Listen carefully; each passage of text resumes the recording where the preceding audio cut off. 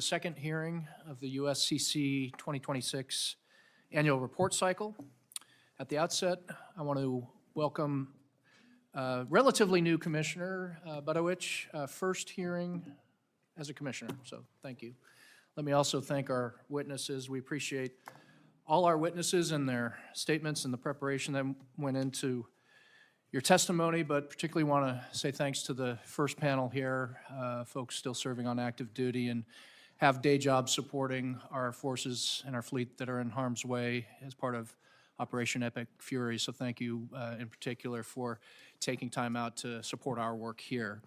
Also want to thank the Senate Help Committee for allowing us the use of the hearing room and the Senate recording studio for their assistance in live streaming the event. All the written testimonies and the transcript of the hearing will be posted on our website, uscc.gov.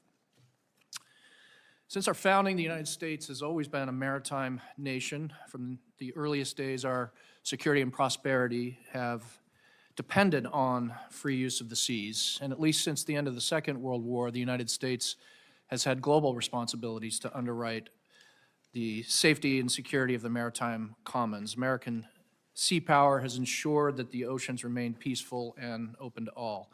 And that maritime order is not a nice to have, it's not an abstraction. More than 80% of global trade moves by sea.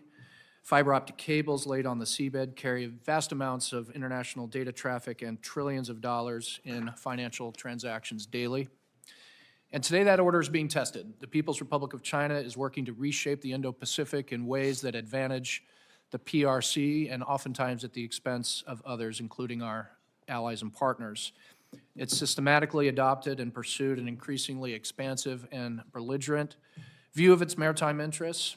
And inside the first island chain, we've seen China develop artificial features and militarize them. We've seen them seek to operationalize their expansive claims, and they've sought to restrict the lawful activities of other states. This competition is not confined to the surface of the ocean. Rather, China is investing heavily in capabilities designed to operate in and potentially control the undersea domain, an environment that has long provided the United States with a decisive strategic advantage. China is advancing a growing fleet of increasingly capable submarines, unmanned underwater vehicles, seabed sensors, and sophisticated oceanographic mapping programs.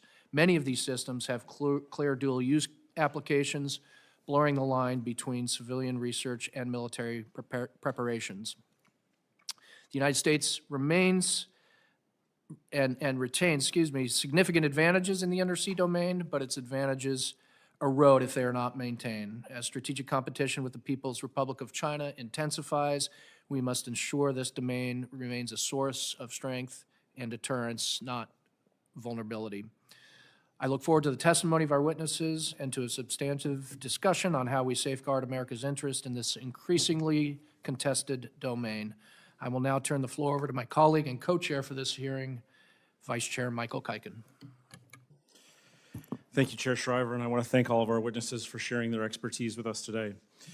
There's a book by Russell Shorto called The Island at the Center of the World. It tells the story of how 4 centuries ago, Dutch settlers arrived at a wilderness island called Manhattan and built New Amsterdam, a free trading colony that would become New York City and eventually one of the most powerful places on earth. Manhattan was the island at the center of the world. Today, there's a different island at the center of the world, and it is Taiwan. Consider what is powering this hearing: the lights shining in our faces, the microphones in front of us, the cameras recording this testimony. All of them run on foundational semiconductors that almost certainly come from Taiwan. The iPhone in your pocket, the infrastructure behind whatever conversation you had with Claude or ChatGPT this morning, those run on advanced semiconductors that almost certainly come from Taiwan too. Foundational or advanced, these chips are the lifeblood of virtually everything around us. President Xi has directed the People's Liberation Army to be capable of taking Taiwan by 2027. Look at the calendar, that's 9 months away. We do not know whether capability will become intent, but we do know where the first signals will appear. Space, cyber, and the undersea domain are almost certainly the first places we will see indications and warnings as to whether Beijing intends to move. So today's hearing is, in an important sense, about Taiwan. and about the undersea domain that surrounds it, connects it to the world, and defends it from adversaries. But this hearing is about more than military competition beneath the waves. The undersea domain matters in three critical ways, and our panels today will address each of them. First, it is a military domain. For more than 80 years, the United States has held an enduring advantage here. Our stealthy, nuclear-powered submarines provide a key pillar to deterrence. China understands this and is investing deliberately to narrow the gap. At a strategic level, Beijing has elevated the deep sea domain to stand alongside space and cyberspace as a national security priority. This is not rhetorical positioning. It is reflected in concrete capability deployment. President Xi has directed the PLA submarine force to become an elite service, signaling Beijing's intent to strengthen its sea-based deterrent. And over the last 5 years, China has accelerated production of nuclear-powered submarines, launching 10 in the last 5 years compared to just 3 in the 5 years before that. China's efforts extend beyond traditional submarines. Drawing lessons from the war in Ukraine, Beijing is exploring how unmanned underwater systems could offset the U.S. advantages, particularly inside the first island chain. Last September, the PLA unveiled 2 new extra-large uncrewed underwater vehicles, adding to its asymmetric capabilities. Chinese researchers are also copying DARPA's UUV designs to develop a long-range armed reconnaissance capability. Second, it is an economic and communications domain, and this is part that most Americans never think about. Right now, roughly 600 fiber optic cables, each the width of a garden hose, sit on the ocean floor. They carry 99% of intercontinental data. More than $10 trillion in financial transactions cross the cables every single day. That data is the feedstock of the global economy. It is what enables payments for household goods, financial transactions between New York and Tokyo, and the vast flows of information that power everything from artificial intelligence to international commerce. Anything that severs or compromises these cables is not merely a communications disruption, it is a direct threat to the circulatory system of the global economy. And China has both the means and the opportunity. Beijing has developed cable-cutting tools capable of operating at extreme depths and maintains a fleet of vessels operating near critical undersea infrastructure in the South China Sea and Taiwan Strait. Undersea cables have connected continents for nearly 170 years, since the first transatlantic telegraph cable in 1858. The technology has evolved, but the vulnerability has also grown as our dependence on what flows through them has become near total. Third, it is a strategic resources domain. China is racing to dominate seabed mining, securing more exploration contracts than any other country, and striking deals across the Pacific to tap offshore critical minerals. The resources beneath the ocean floor are vast and largely untapped. Seabed mining as an arena of competition is both old and new, but economic opportunity below the ocean floor will undoubtedly become a focal point of economic statecraft in the coming years and decades. Together, these 3 dimensions, military, economic, and strategic resources, represent a coordinated effort by China to challenge what has long been a decisive American advantage. Beijing is working simultaneously to close the military gap, compromise the communications infrastructure, and dominate the resources. Maintaining the American advantage across all 3 will require sustained attention, investment, and strategic clarity. To help us understand these challenges, we've assembled 3 panels of witnesses today. Our first will offer perspectives on the growing threat to U.S. undersea military superiority. Our second panel will examine China's strategy and growing undersea capabilities. And our third panel will address undersea infrastructure and strategic resources. And with that, I will turn it over to the first panel, and Randy is giving me the things that I need to say before that. Thank you, Mr. Chairman. Today, we welcome Vice Admiral Richard Seif, Commander of U.S. Naval Submarine Forces, and Rear Admiral Mike Brooks, Commander of the Office of Naval Intelligence. As I just said, they will offer their perspectives on the growing threat of U.S. undersea superiority and explain how the department is preparing for China's efforts to challenge U.S. presence. And with that, I will turn it over. Thank you. Chairman Shriver, Vice Chairman Kuiken, and honorable members of the United States-China Economic and Security Review Commission, thank you for the opportunity to discuss an issue central to United States national security in the Indo-Pacific, the undersea domain, and the military advantage it has long provided the United States and our allies.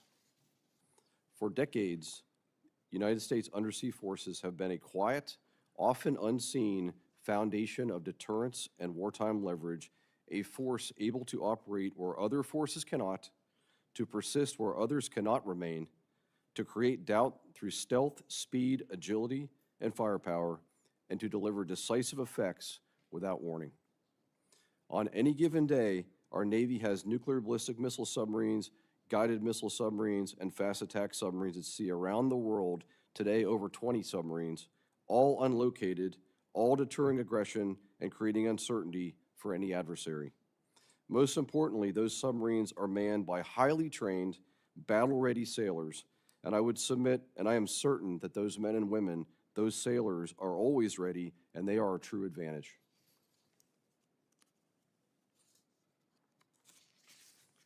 The undersea edge provides stability and has helped preserve a free and open regional order in the Indo-Pacific by complicating any adversary's plans for coercion or aggression. Going forward, that advantage will be tested.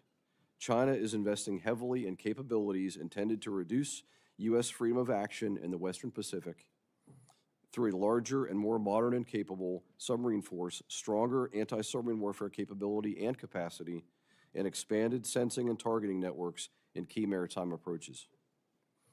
The undersea domain delivers 4 strategic benefits for the United States. Deterrence. Undersea forces are the most survivable leg of the nation's nuclear arsenal.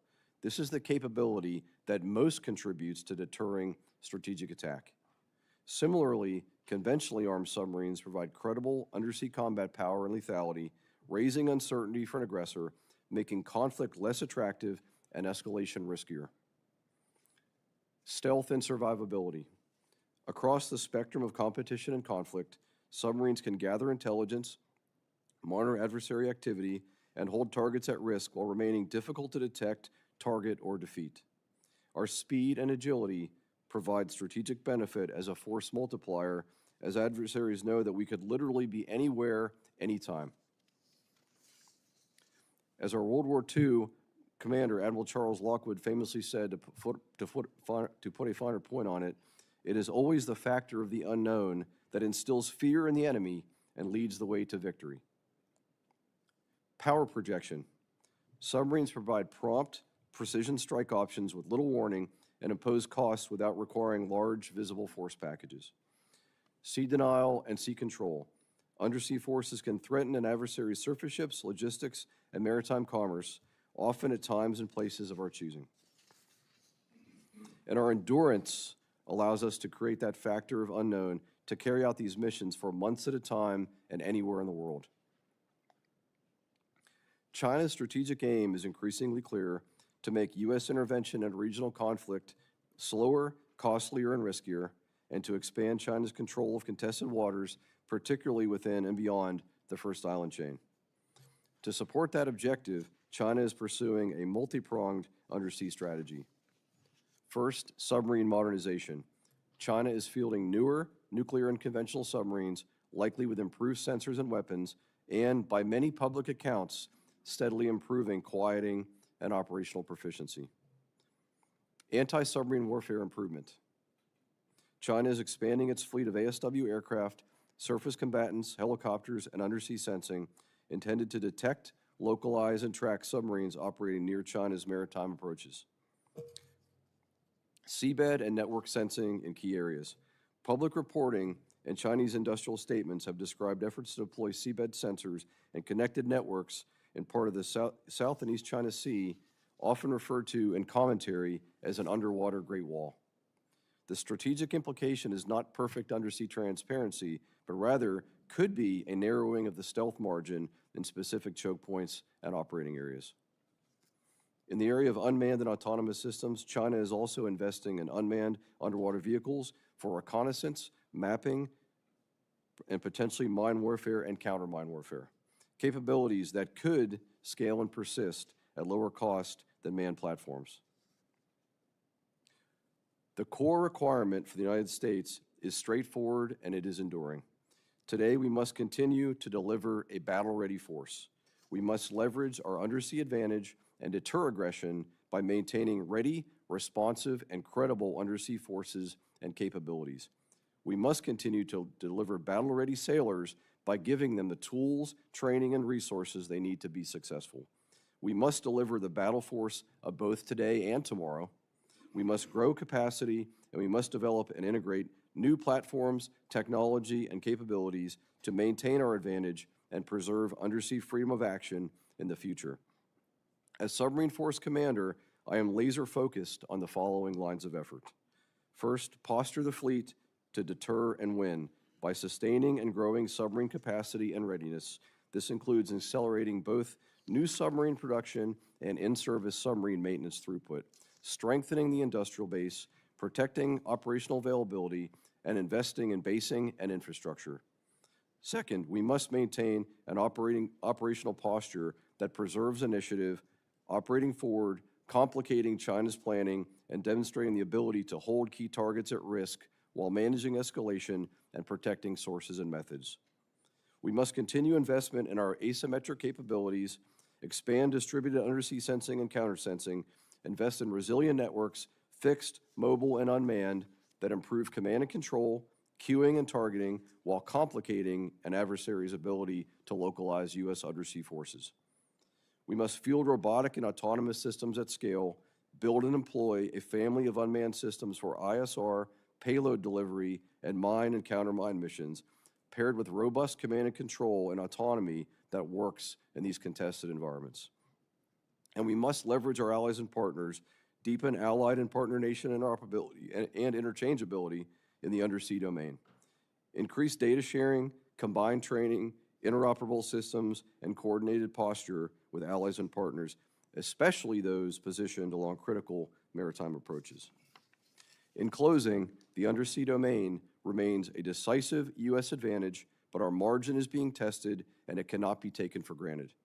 If we invest with urgency, build capacity, and integrate with our allies and partners, the United States can maintain credible deterrence and ensure the Indo-Pacific remains free and open. Thank you. Admiral Brooks and I look forward to your questions.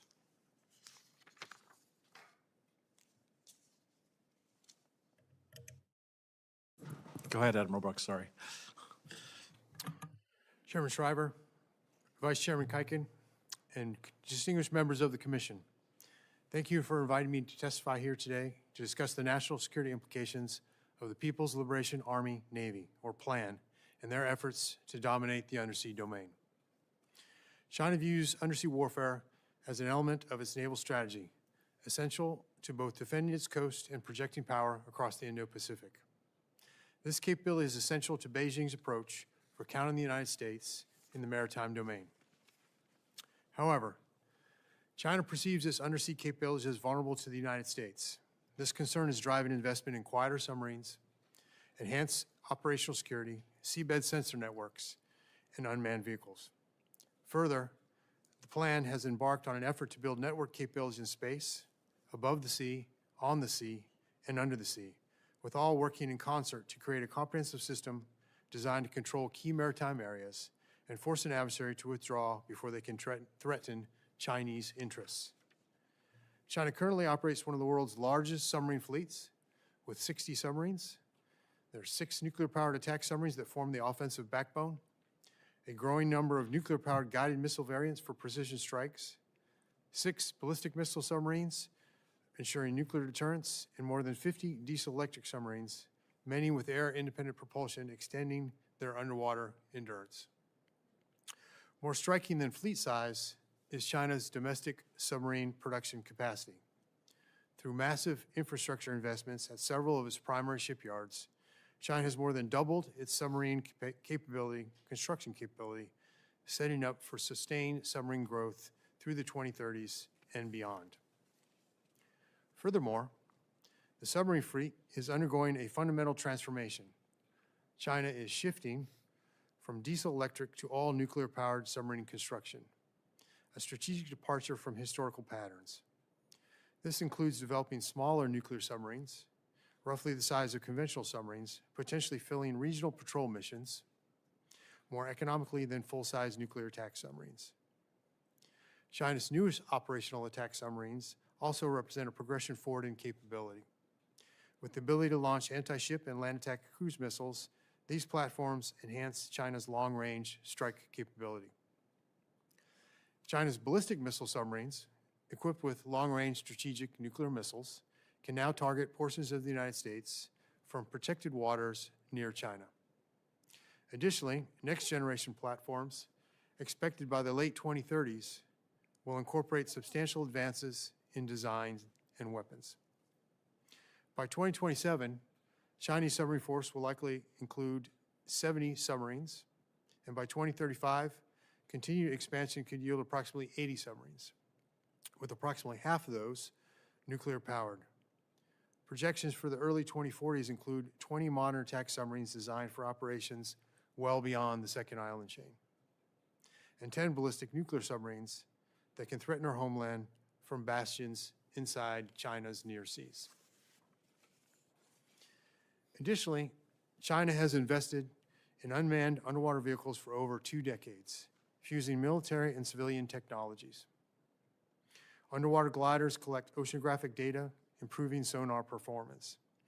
And China has revealed extra-large unmanned vehicle concepts capable of reconnaissance, mine placement, and one-way attacks.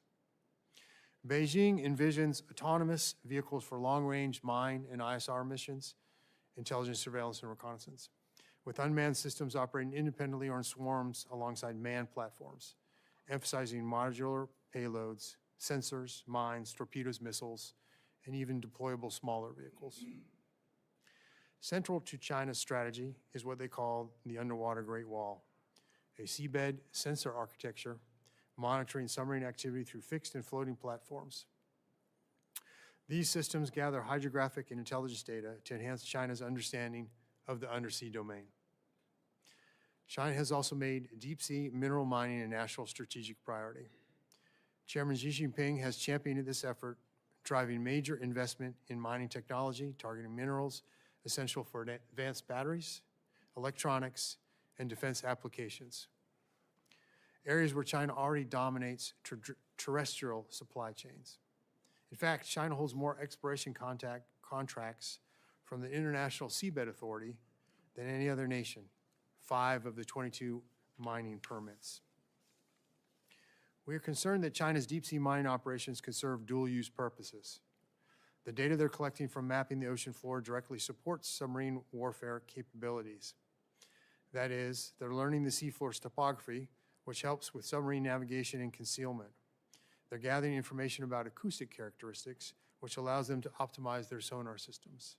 And they're identifying locations for anchoring systems, places where they could potentially deploy sensors or weapons platforms in the future.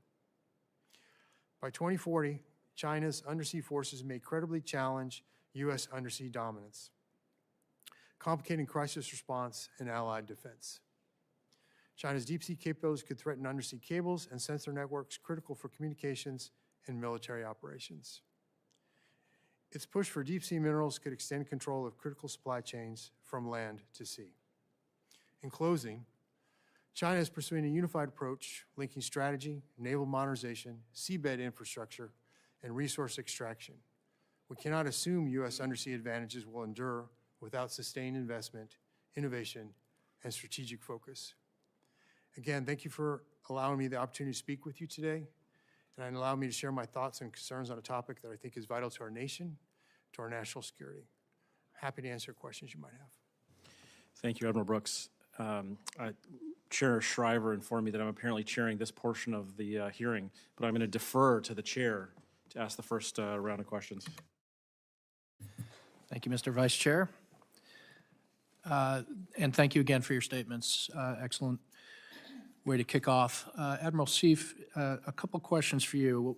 One, I really appreciate the recommendations you offered, very substantial 6 recommendations. Some of these would involve more money, expenditures. So if you had to prioritize in a resource-constrained environment, where would you put investment? Or maybe these are in rank order. I don't think I heard you say that. But is there anything you want to sort of emphasize as something you think is particularly important and would be a resource priority? Yeah, Mr. Chairman, thank you very much for the question. This really just gets to the heart of why this is such an important topic and with the meeting here today. The first thing I want to do is talk about the value we place in recent support, such as the National Sea-Based Deterrence Fund and the recent FY26 NDA expansion of continuous production for critical components for both Columbia and Virginia-class submarines. Those efforts are absolutely foundational to our success. And they allow the Navy and our industrial partners to award timely contracts promoting the stability and predictability of essential for growth in our submarine construction capacity. I think the need to sustain and grow submarine capacity and readiness. We talk about combat surge-ready submarines.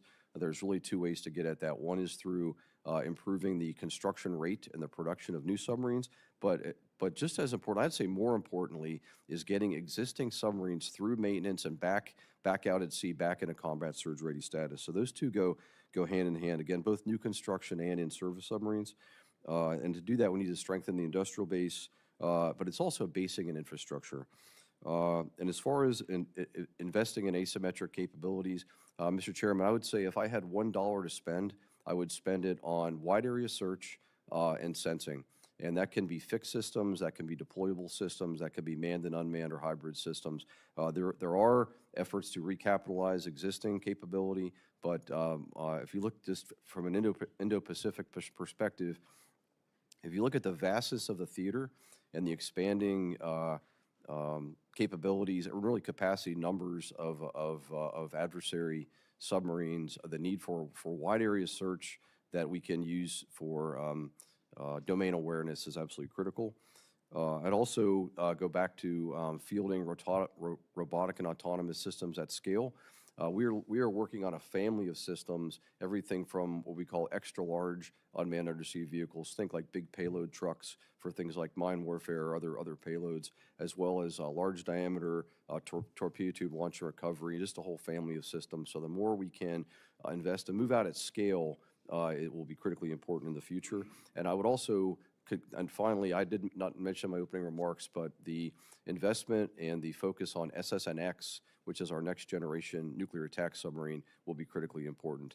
The Virginia-class submarine is highly capable. It is by far the most capable nuclear attack submarine that's ever existed in the world, but that initial design is actually 30 years old. And as we continue to develop Block 5, Block 6, Block 7, and Block 8 Virginias, at some point we'll need a different form factor with just fundamental differences, and so I'd ask for the support of the SSNX program, sir. Thank you for the question. Thank you.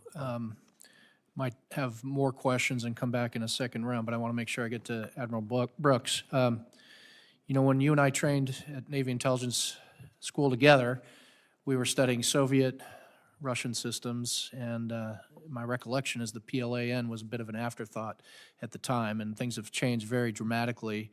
And it's a very dynamic environment, as you noted, all the investments that the PRC is making.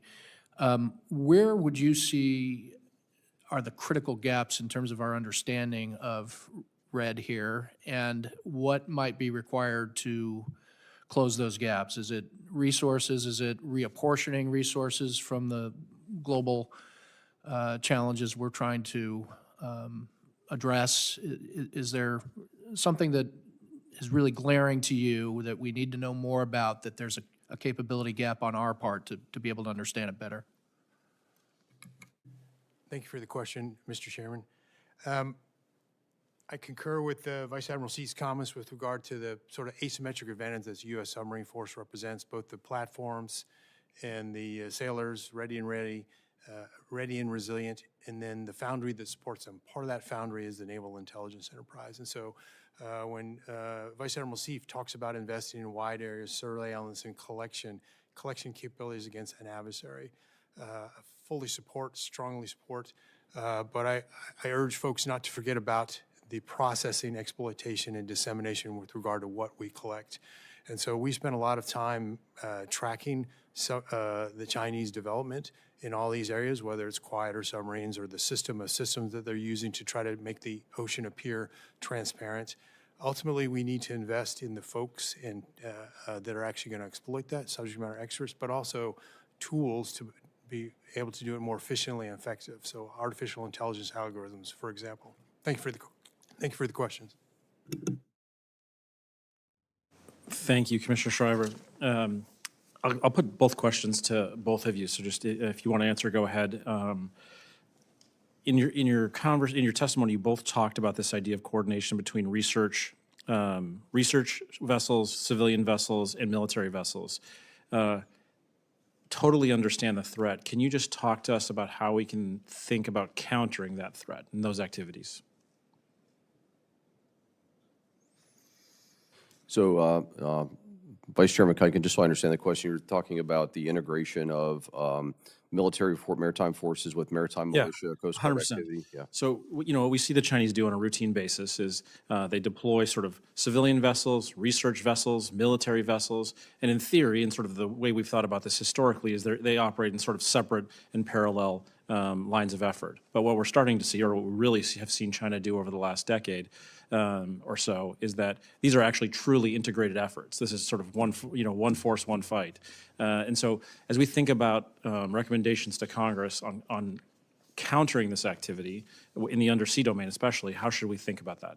Okay, yeah, thanks for the question. I do, first of all, firmly agree with your point where there's a blending of maritime militia, Coast Guard activity, even things like civilian trawlers potentially being integrated for broader activity. I think from an undersea perspective, we are aware of that. We track that activity closely. And as far as like a risk imposed, I do think that we, as a stealth force, we put tremendous value on our ability to avoid detection and to be, as we say in our community, always on scene but rarely seen. And so I do think that there could be a complication there where you're not quite sure the ambiguity of sort of different actors and activity. As far as concerns or how to manage, right now I would say that's a manageable concern. To Admiral Brooks's point about this underwater Great Wall, I think that's just another area where we have to continue to learn more about what the goals are and what the potential risks are. So thanks for the question. Mr. Vice Chairman, fully concur with the military-civilian fusion. Chinese have an oceanographic research fleet of approximately 60 vessels. At least 80 or so have been identified as having direct ties to the PLAN. PLAN regularly exploits the information that they drive and has dual use and certainly military capabilities. And so I think it's, awareness is the first step, awareness that that's a problem. And then looking at specific technologies that, potentially would support oceanographic research in a civilian capacity, but understanding the potential dual-use military relationship there and restricting those. Additionally, restricting access for ostensibly civilian researchers whose results of their research will fuel the PLAN. Thank you, sir. Thank you. There's a lot of coverage these days about lessons learned from Ukraine, particularly with respect to drones. How should we think about lessons learned from Ukraine and the Black Sea and apply that to sort of potential lessons for the Taiwan conflict and beyond? Again, to both of you, Vice Admiral Seif, if you want to go first, go ahead.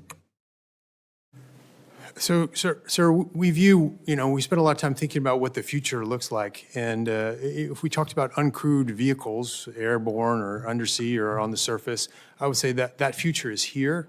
And what we expect the future to look like is actually more of the same, sort of greater scope and scale with regard to what we're being asked to do in the uncrewed world. But I think what we see next is pairing that with artificial intelligence and quantum computing technology to make it more effective and more efficient and to make them more ubiquitous. I think that's what the future looks like. Thank you. Admiral Seif, in your testimony, you talked about forward operational presence being one of your 6 recommendations. Can you just zoom out, or not zoom out, I guess zoom in, because we want to talk about the undersea domain here, how we should think about that in the undersea context? Yeah, thanks for the question. I think just fundamentally, we place tremendous value on the interchangeability and integration of our most capable allies and partners, whether that's Australia, Japan, South Korea, and our treaty allies, as well as our broader partners.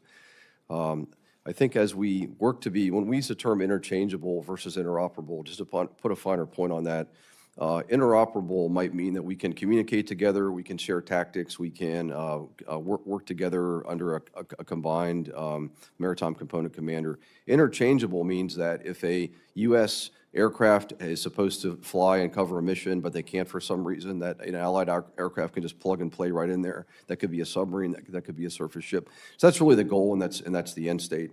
I also think that the value, if you just differentiate what the United States and our allies bring compared to China, and you look at the value and contribution of our allies and partners who are committed, capable, and interchangeable, I really do think that's a tremendous advantage that the United States has over China, where they really have no answer for our ability to fully integrate with our most capable allies. Thank you. Thank you, Admiral. Welcome, Taylor, to the Commission, and I'm turning it over to you for your first round of questions. Thank you, and thank you both for being here. I'm going to follow up on a question from Vice Chair. There's obviously a lot of interplay between China's commercial activity and its military activity. Is there anything in this domain that is purely commercial? Or how are you looking at this, and how does this play into the military ambitions wholly? Is there anything that can be overlooked or ignored as just purely a commercial endeavor? Or is this completely overlapping? Thank you for the question. Commissioner, I think China understands the value proposition of the U.S. submarine force and its asymmetric advantage in the undersea realm. China understands it is behind and is looking for every advantage to erode that lead that we have. So I think a short answer to your question would be no. There is nothing in the undersea realm that is simply solely commercial, certainly not from the Chinese perspective. When we talk about, we mentioned the oceanographic research vessels, ostensibly civilian research missions potentially, but they can be, China has identified the seabed as the next area for military competition. And so those oceanographic research vessels are looking for ways to protect their own infrastructure undersea, but also looking for ways to attack others, adversaries' infrastructure. Similarly, with regard to deep sea mining for minerals, applications for obviously commercial use, but military as well. And so I think from my perspective, there's not a single area there from the Chinese perspective that is limited to solely commercial capability. Hey, Commissioner, if I could just add to that too. First off, I alerted on your term ignore. There is nothing we're ignoring about any Chinese activity, whether it's ostensibly civilian or military or this kind of gray, sort of blended area. Another example would be in the Arctic. China has declared themselves a near Arctic nation, and what that means and that level of activity. I highlight that just because this is a global issue, and I know we're here to talk about Indo-PACOM. I would say that we are laser focused on all Chinese activity in the Indo-Pacific, but we're also looking more broadly at this accumulation of Chinese activity, whether it's commercial or military worldwide. Thank you. And then one more question for you, Admiral Seif. We've talked a lot about innovation in this space, but we've also talked about America's dominance historically. That would suggest that we have platforms and technology that are dated. What percentage of our platforms that we rely on and technology that we rely on is dated and being maintained? How are we maintaining it? And what is the deterioration in the immediate future? So this is a really good question, and I think the way I'll approach it is just looking at our overall force structure. So today we have 48 attack submarines. That's about an even mix of newer Virginia-class submarines, as well as Seawolf-class submarines and Los Angeles-class submarines. Although a very fair point that some of those submarines are, as we say, American classics. They are over 30 years old, in some cases even older. What we do have, though, is a very robust refresh, technical insertion is what we call it, to take the latest technology and very, very quickly and rapidly, not quite like a Tesla, but very quickly and rapidly upgrade the technology and upgrade the capabilities as we bring on new, like Admiral Brooks mentioned, quantum computing. we start to look at artificial intelligence, machine learning. I can tell you today we have over a dozen submarines that have really state-of-the-art algorithms. We call it like a co-pilot for AI/ML. Anywhere you have a lot of data and not a lot of analysts to look at the data, it screams for AI/ML as an example. So I guess what I would just say is that you know, the credible deterrence that comes with our undersea forces is underpinned by this ability to quickly update. And so going forward, whether it's quantum, whether it's artificial intelligence, machine learning, or other new capability, or even unmanned systems, as we integrate those payloads, we'll be fully ready to do that. Thank you. Perfect, thank you. Thank you, Commissioner Bonovich. Commissioner Hodges. Good morning. Thank you for your time, both. As we're examining these undersea threats in the Indo-Pacific, beyond submarine capabilities, can you speak about the importance of maintaining forward deployment access? You spoke earlier about China increasing its capabilities. And as we see that sort of across the board, how important are strategic sites such as Diego Garcia and the Chagos Islands?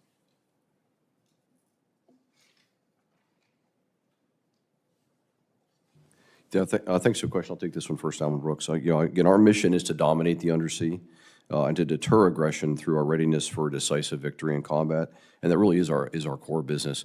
When we start to look at the forward basing, or we call forward deployed naval forces, the obvious value is being already in position, already ready to do not just the sustainment, but the sustained operations and operating tempo that's required. For example, we have 5 nuclear attack submarines homeported in Guam. We have a very robust forward deployed naval force capability in Yokosuka. Does not include submarines, but includes support of submarines. And then looking forward to the AUKUS, what's called Phase 1 of Pillar 1, we will by the end of 2027, we will have the first U.S. flagged submarine operating out of Western Australia, out of Garden Island there. So, what I would say is that forward presence creates doubt for adversaries, where we can very, very quickly be on scene. We can very, very quickly sustain. Again, we are literally only limited by the amount of food that our submarines can carry. So think about, you know, 100, 120. 140 days of operations with freeze-dried food to even back that up, because as a force commander, I can't have a boat be on day 90 of an underway and then have to surge them for combat operations. We have to have a backup plan. So bottom line is the forward deployed presence means we're always there, and our ability to sustain operations it really adds value. Thank you. Appreciate that. Thank you. The vulnerability of undersea cables is increasingly important. The internet literally runs on undersea cables. While I agree with you completely, detection is important. I guess there's a little bit of ambiguity sort of over how do you protect, how do you repair, getting to sort of the Commissioner's earlier question. Can you walk us through a little bit what the military's current role is, given the limitations in the CCP shadow activity? Either of you. So for undersea cables, one of the value propositions for the Office of Naval Intelligence is to provide indications and warning on adversary threats to key undersea infrastructure, and that's something we do. Additionally, with regard to commercial cable cuts, we're often asked to provide, ascribe attribution to how that potentially occurred.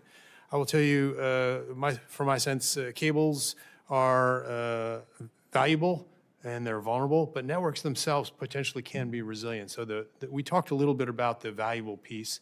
99% of all traffic goes undersea, $12 trillion in commerce on a daily basis, so definitely valuable.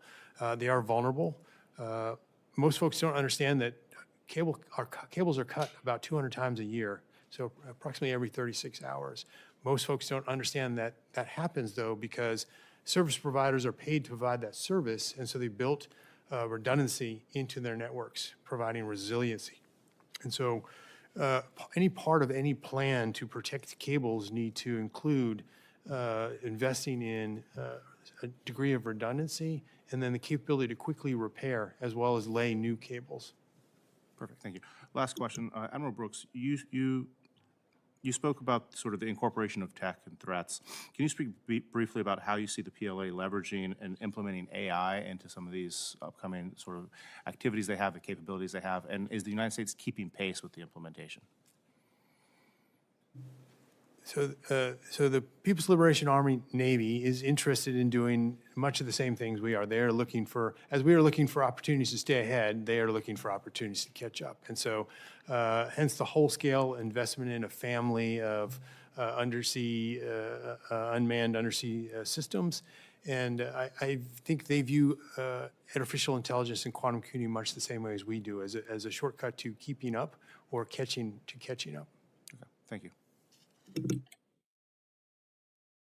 Thank you, Commissioner Hodges. Commissioner Miller.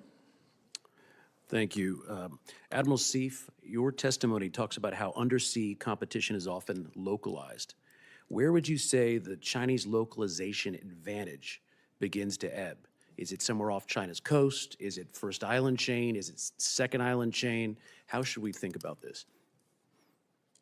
Yeah, Commissioner, thank you for that question. So again, our core mission is to dominate the undersea and to deter that the aggression through our presence and our readiness. I think intuitively, if you look at, we would say, fighting a home game for the Chinese, or their ability to mass capability and to have a very sustained presence in areas inside the first island chain, we have to acknowledge that.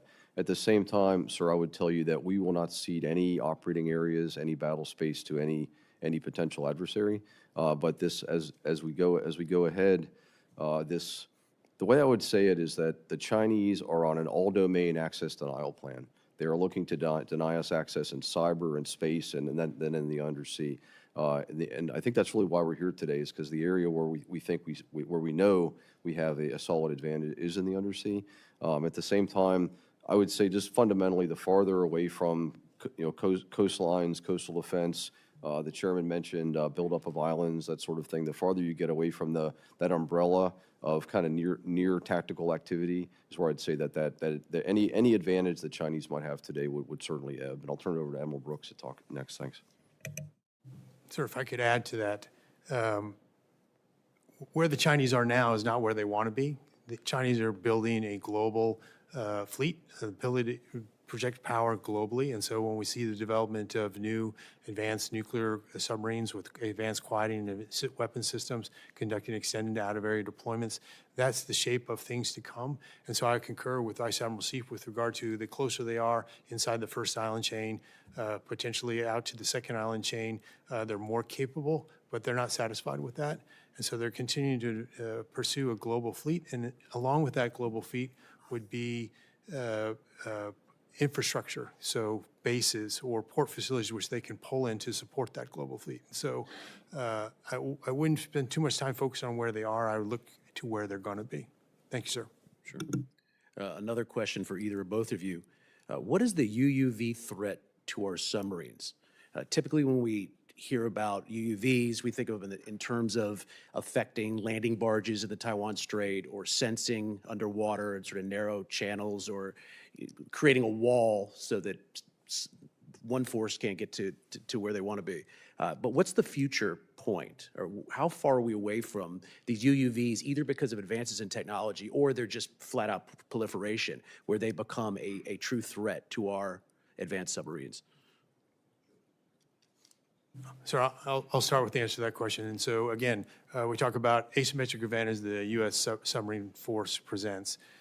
Chinese seeking to erode that advantage. They're building what we refer to as a system of systems. We've both mentioned the underwater Great Wall. The concept of UUVs are multifaceted. So I'm an intel officer, I'm mostly interested in what they're going to, collection. So these UUVs are a part of the system of systems of collection to turn the ocean transparent so that they can detect U.S. submarines. But also UUVs have operational missions or roles, whether it's delivering mines or torpedoes or a one-way attack. And so in addition to making the ocean transparent, they want to be able to detect, track, and if necessary, engage adversary platforms. Thank you for the question, sir. Hey, sir, I'll first of all concur with everything Admiral Brooks just hit on. What I would say near term, any threat or any concern we would have about unmanned vehicles would be in the sensing domain, where wave gliders, things that might be able to fielding things at scale, deployable systems might present a concern about fleeting detections of U.S. forces. Going forward, I think it's about payloads, things like mine warfare, ability to covertly deliver effects, and we talked about some of the seabed activity. Near term, though, I don't want to downplay, but I think that the concern now is manageable. But as Admiral Brooks said, I think it's a growth area, something we'll have to continue to stay ahead of. Thank you. Thank you. Thank you, Commissioner Miller. Commissioner Price. Thank you, and thank you both for being here today. Really appreciate your testimony. Admiral Brooks, in your written testimony, you talk a bit about China's bilateral relationships, specifically related to seabed mining. Can you talk a little bit more about that and what those relationships are and what you're watching most carefully? Commissioner, are you referring to the military-civilian fusion in their approach to the seabed? Yeah, it's in the section under deep-sea mining dual-use concerns, yes. Yes, ma'am. So as I noted, China is pursuing military-civilian fusion both with technologies in the UUV, a family of unmanned underwater systems, but also with regard to taking advantage of any type of oceanographic research that is conducted in the undersea domain. So that includes understanding, sensing in the water column, whether it's currents or temperatures or salinity, to improve sensors, and then understanding seabed topography to be able to drive military applications from that, being able to identify critical undersea infrastructure associated with adversaries that they would subsequently potentially be able to attack. So that partnership between the military and the civilian is ingrained into essentially everything that they do. You particularly talked about the Cook Islands, Kiribati, just in terms of the security of the area. Can you expand on that? Yes, ma'am. So that gets a little bit to China is interested in doing deep-sea mineral exploration outside its EEZ and is working with other countries, other partners, to help them to be able to exploit mining in their EEZ. And essentially, it's an extension of the Belt and Road Initiative that they use, where they use economic leverage to then subsequently gain political or military advantage. So ultimately, once they get the country hooked on their economic infrastructure advantages that they provide, they use that as leverage for political gains or to allow military access. And so that's a concern. Thank you. And Vice Admiral Seif, you talk about need to really rely on our allies, partners. You've mentioned it in response to several questions already. It's something, obviously, we put a lot of time and energy into. Is there areas where we need to expand? Yes, ma'am. Thanks for the question again. Just to reiterate, we place tremendous value on the allies and partners and proven partners in maintaining a free and open Indo-Pacific. I think I'll just hit on AUKUS, to me, as a great example of burden sharing and what I think right looks like, where if we look at emerging technology, AUKUS Pillar 1 is nuclear-powered submarine technology, but AUKUS Pillar 2 is really everything else that can add value to our ability to fight together for both Australia and the UK. I think that this to me is a great model of going forward what we need to be focused on. We need to break down barriers about information sharing, about technology exchange. We have to really streamline any hindrance or any sort of slowdowns that we have there, because our allies and partners are very committed. They are very eager to fight with us, but we can't leave them behind. We can't, as Admiral Brooks is talking about, quantum, artificial intelligence, new emerging technology, unmanned systems is another one. We can't let ourselves get too outpaced or out of step with our allies. We have to maintain that ability to be interchangeable. And again, in the Australia example, we're fully integrated. We use the same heavyweight torpedo. We use the same fire control system. We use the same unmanned systems. We have about 200 Australians submariners either on our submarines today or in our training pipeline. We have another 200 Australian workers embedded at Pearl Harbor Naval Shipyard. So again, we are fully integrated with this goal of being interchangeable. I would just offer that to me as I think as a good model going forward. Thank you for the question. Thank you. That's all. Thank you, Commissioner Price. Commissioner Shimavodian. Thank you, and grateful for both of you being here today.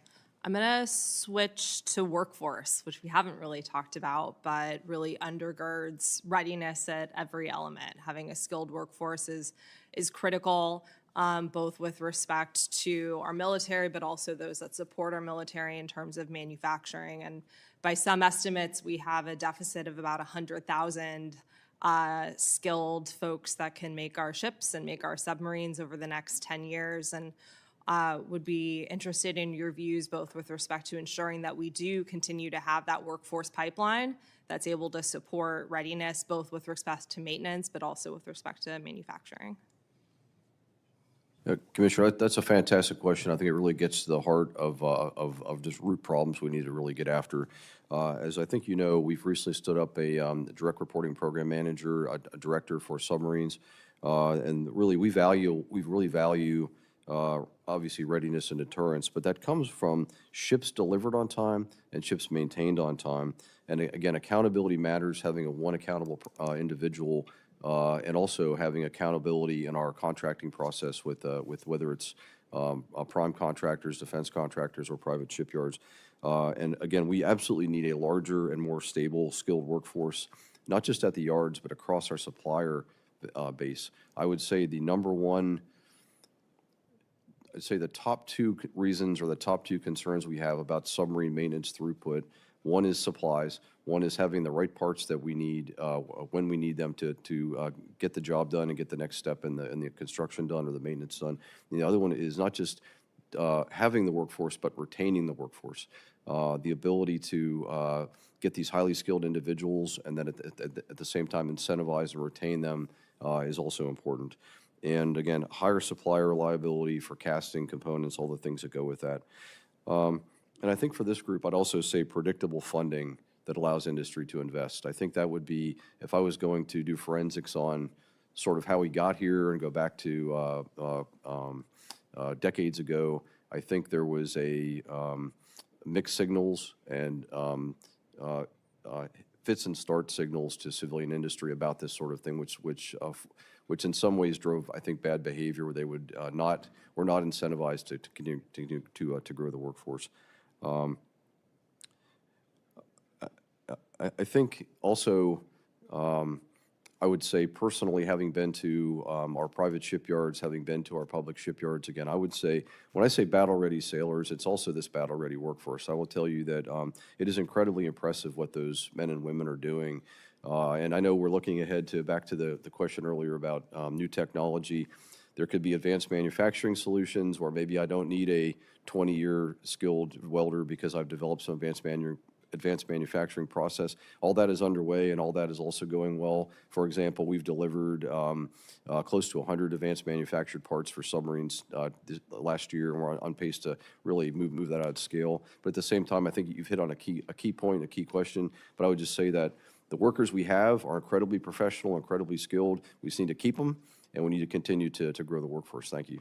Great, thank you. And if you have any additional recommendations that you'd like to send over to staff on that piece, please let me know. We've talked a bit about AI and quantum computing. I'm interested in how you view quantum sensing and quantum communication and the risks and also opportunities associated with both of those technologies for either of you. So this is really all about warfighting advantage and, again, sustaining that advantage, what we're here talking about today. And really new technologies such as quantum computing, quantum sensing, AI/ML, robotic autonomous systems, they really are meant to expand it. When we think about quantum, we think about encryption, sensing, as you said, modeling and simulation, and then artificial intelligence, machine learning for data management and decision-making. And really, in some cases, with a lot of data, you want to make the haystack smaller. In other cases, you want to automate features to allow operators to focus on, what's most important. And again, as I mentioned to the previous commissioner's question, our architecture and our processing and computing capability on our submarines is really something we can leverage in the future. We are building in the capacity to very quickly integrate and upgrade as these systems come online. Thank you. Would you say that we match or exceed China's capabilities in those spaces?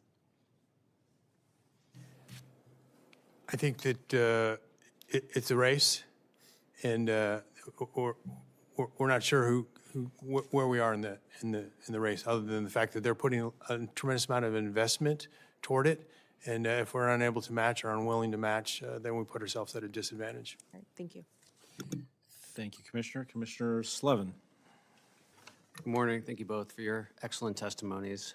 I wanted to ask if you could comment at all on China-Russia coordination or collaboration, and in what domains, and if there's any indicators that would signal, more meaningful collaboration than what we currently see. Thank you for that question, Commissioner. I think historically we viewed China as having a certain sort of enemy, dislike of one another, and I think that's historical in nature. After the fall of the Soviet Union, Russia did sell platforms to the Chinese, specifically Kilo submarine and some anti-ship cruise missile capabilities that significantly helped their jumpstart their submarine construction program and gave them advancements in quieting with regard to propulsion and sensors. Of late, we've seen a lot with regard to the relationship between China and the sort of the no limits on that relationship. But I think we can attribute, I don't know that that's actually delivered anything concrete from the Russians to the Chinese in that regard. I think we would attribute more of the Chinese testing and innovating, and then continuing to innovate or continue to iterate on their innovations for their advancements to date. So, Mr. Commissioner, I'd agree with Admiral Brooks's comments. I'd also offer that we pay very close attention to all activity in the Indo-Pacific theater, and we have historically observed what I'd call basic level interoperability type exercises or operations between those two potential adversary countries. We have not seen anything I'd say beyond that. But when you hear relationship without limits, we're obviously alert for any indications of that. But now I would say I think Admiral Brooks characterized it very well. Thank you. Good. Admiral Seiff, you've commented, I thank you both for those answers. Admiral Seiff, you've commented on allied coordination and the importance of such, and AUKUS as an example. I'm wondering if there's one or two areas of improvement or gaps that you would highlight for the Commission as to what could be improved. Yeah, Commissioner, thanks for the question. I would say, as a positive, just fundamentally, our allies in the Indo-Pacific theater are incredibly professional and incredibly capable, and they are very eager to do more and, again, to fully integrate with U.S. forces in the 7th Fleet and more broadly in Indo-PACOM. If there's areas we could continue to evolve and improve, I would say, back to this interchangeability discussion, if you look at just the vastness of the theater, growing key allies' ability to just cover either geographic areas for us or to cover specific mission sets, I would use, we talked just recently about the unmanned vehicles, surveys, could be mine warfare, could be strike warfare, could be anti-submarine warfare. When I say anti-submarine warfare, this is a team sport, team effort. It's cross-domain. Tracking a target submarine is space to seafloor and everything in between. And when you can plug in allies and partners into that mix, that cross-domain mix, it could be a surface ship, could be a allied submarine, could be an allied aircraft with allied or U.S. sonar buoys, and being able to just do handoffs and do that level of interchangeability. That's what we're really keenly focused on, and I think those are all efforts that are underway.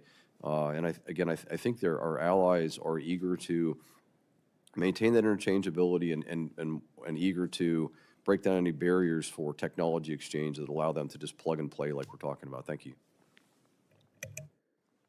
Thank you, Commissioner. Thank you, Commissioner Slevin. Commissioner Stivers. Thank you both for being here today, and thank you for your service to our country. Vice Admiral Sieff, you said in your testimony that any perceived erosion of U.S. undersea freedom of action may alter China's risk calculus and embolden them to pursue their strategic objectives. Rear Admiral Brooks, you stated in your testimony by 2040, the PLA Navy's undersea forces may credibly challenge U.S. regional maritime dominance, complicating crisis response, power projection, and allied defense.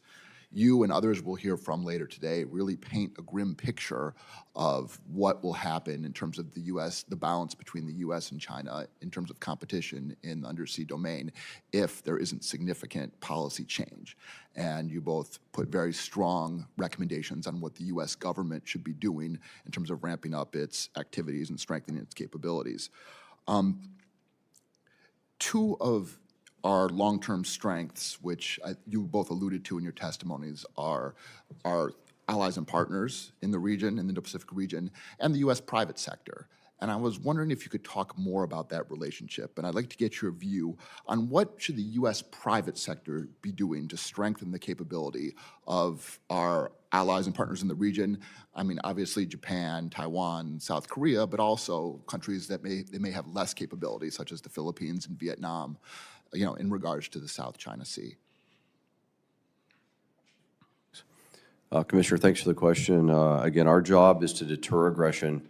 I know both Admiral Brooks and I talked about how our advantage in the undersea will be tested in the future. But again, our job throughout today and in the future is to deter aggression and preserve peace through credible combat power at sea. And that's across the entire spectrum of competition all the way into conflict. So today, as we're talking, in what I'd call the competition phase, all the way to, if required, if deterrence fails, and we have to then either restore deterrence or shift to kinetic operations.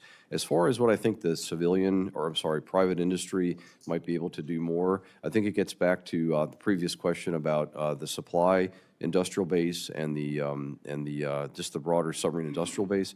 I think that there's so many layers to that and so many places where we need more robust supply base, we need more robust innovation, and at the same time, what we owe industry is breaking down these barriers that allow collaboration and allow, for example, under AUKUS Pillar 2, to be able to share technology, share information, be able to work on marquee projects. Again, I think is an example of what right looks like, but being able to break those barriers down, to be able to give those allies, the real capable allies, what they need to be successful. Thank you. Chairman, thank you. Commissioner, thank you for the question.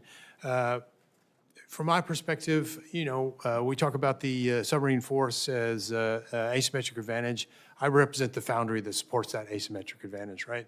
And so it's when I look at a growing PLAN and its capabilities, I look at the Naval Intelligence Enterprise seeking to collect data and turn that into intelligence to support advancements for the submarine force, whether that comes from commercial providers and in support of allies. The pace and scope of how the PLAN is growing means a lot of data to be collected, which in turn becomes processing, exploitation, and dissemination for me, or PED. We talked a little bit about the submarine workforce. I have aging civilians who are subject matter experts who are aging out and retiring. An investment there is appropriate and helpful. We have accurate writers that support riding submarines and are a specialist for protection of the boat and understanding what's going on in the acoustic environment. But ultimately, there will be more data collected than I can ever throw humans at. So I need help with artificial intelligence. I need help with algorithms to more smartly make sense of that data and turn data into intelligence that subsequently supports improvements for the submarine force, improvements in their sensors and the like. Okay, thank you. All right, we've done with one first round. Commissioner Shriver, do you have a question? Yeah, thanks. Another question for Admiral Brooks. When people talk about a potential Taiwan contingency, or really any contingency in the region, people can see what China is fielding, what kit they have, and what they've invested in. But there's this, to use the Rumsfeldian lexicon, there's this known unknown. They haven't seen combat since 1979. How do they do in the fog of war? How do they do with these complex operations? And you see that mostly addressing an amphibious invasion and how complex that and difficult that might be, and what are they going to do if problems are thrown at them. But in the public domain, there's not a lot of discussion about the undersea capabilities in this regard. So as they're fielding all this new kit, submarines, unmanned systems, et cetera, do you have a sense of how well they're doing in terms of the actual operations and integrating that, and how they train and exercise, and maybe throw in the massive purges going on within the PLA, which has not left the PLAN untouched? In fact, some of the major purges have affected that area. So, you know, this is kind of our real secret sauce in the U.S. military, U.S. Navy, is how well we train and how well we exercise and how well we prepare. Train like you're going to fight. Do you have a sense of how well the PLAN is doing in that area? Thank you for the question, Chairman. When we look at the value proposition of the U.S. submarine force, it's the advanced platforms, it's of course the foundry, the naval intelligence enterprise that supports them, but ultimately it's the key aspect of it is the professionalism, the training, the experience of the ready and resilient sailors and officers that man the submarine force. And so you mentioned some of the purges that are occurring across the Chinese military, and we see that occurring in the PLN as well, up to 80% of flag officers and general officers being removed from their positions, up to 80%. And so we look at that as, at face value, anticipating it has to have some sort of impact on their overall readiness. And yet we see them operate every day. They continue to operate with proficiency and professionalism, but we assess that you know, it's going to be problematic for them. Can they do that in a wartime environment? So we continue to observe and collect on that. It's of interest, significant interest. I would say overall, with regard to the professionalization of the submarine force, the Chinese submarine force, again, that becomes a key advantage for us. With regard to how they train their leaderships, sort of a dual C2 structure with regard to so a party hierarchy associated in command and control on the boat itself. And then they're making strides with regard to training for their enlisted sailors, making it less rote and more dynamic. And but I think they have a way to go. And so, again, a significant advantage for us. Hey, Mr. Chairman, if I could just add to that quickly. So I think, as Admiral Brooks said, our #1 advantage is highly trained, battle-ready sailors. That is something I feel very strongly about. When I take senior leaders on submarines, often I think they expect to be impressed with the heavyweight torpedoes and the combat system. They're always most impressed with the sailors that they meet. I really do think that's our strength. I also would just offer that we place tremendous value on the initiative and the judgment of our on-scene commanders, our submarine commanding officers that are able to operate with autonomy, execute mission command, but at the same time be ready to integrate with the joint force. I do think this is something where we have an advantage. And then I'd also offer that I think it's clear that today we do have a clear advantage in platforms, sensors, weapon systems. We are more lethal, we're more survivable. As we like to say, we are the apex predator, and I would say today we do have overmatch against any Chinese undersea threat. And other than that, I agree fully with Admiral Brooks's comments. Thank you. That was certainly my experience when I went on a submarine the first time. It was all the sailors were the thing you left most impressed with. Admiral Brooks, in your testimony or in the response to questions, you said 200 cables are cut a year. Can you just give us your sort of assessment of what global capacity is to repair cables as they're cut? And then also sort of, does it take a day? Does it take a month? Do I just, go to Walmart and get a box and I go clip it on? How does this work? Mr. Vice Chairman, thank you for that question. I think I would be giving you a wag so I'd like to take that as a question for the record. If you'd like my wag, so sort of cable laying capability is globally, I think speaking for the U.S., it's in limited capacity. And a lot of the large commercial companies like Google are using the cable laying ships. And so I think for the U.S., speaking for the U.S., it's a fairly limited capacity. But if I could, sir, I'd like to take that as a question for the record. That's fine. I'd never thought of this until you just said Google. In the context of the Air Force, we have the civilian air fleet that we can call upon. Is there a similar authority or capacity or capability that exists for the Navy in the event of cable cuts in a conflict situation? So in a crisis, we do have an existing framework, but where repair priorities would be coordinated through an interagency process. But I think it's a fair point that we today do have limited repair capability. I'm talking mainly for military applications, but I think the same would apply for again, this process would cover that. But then going forward, what we really support is building a resilient and reliable capability that could be government-owned, it could be contracted, it could be a hybrid, based on cost and readiness. And I'll agree with Admiral Brooks. We'll take a broader question for the record. Thank you. Appreciate it.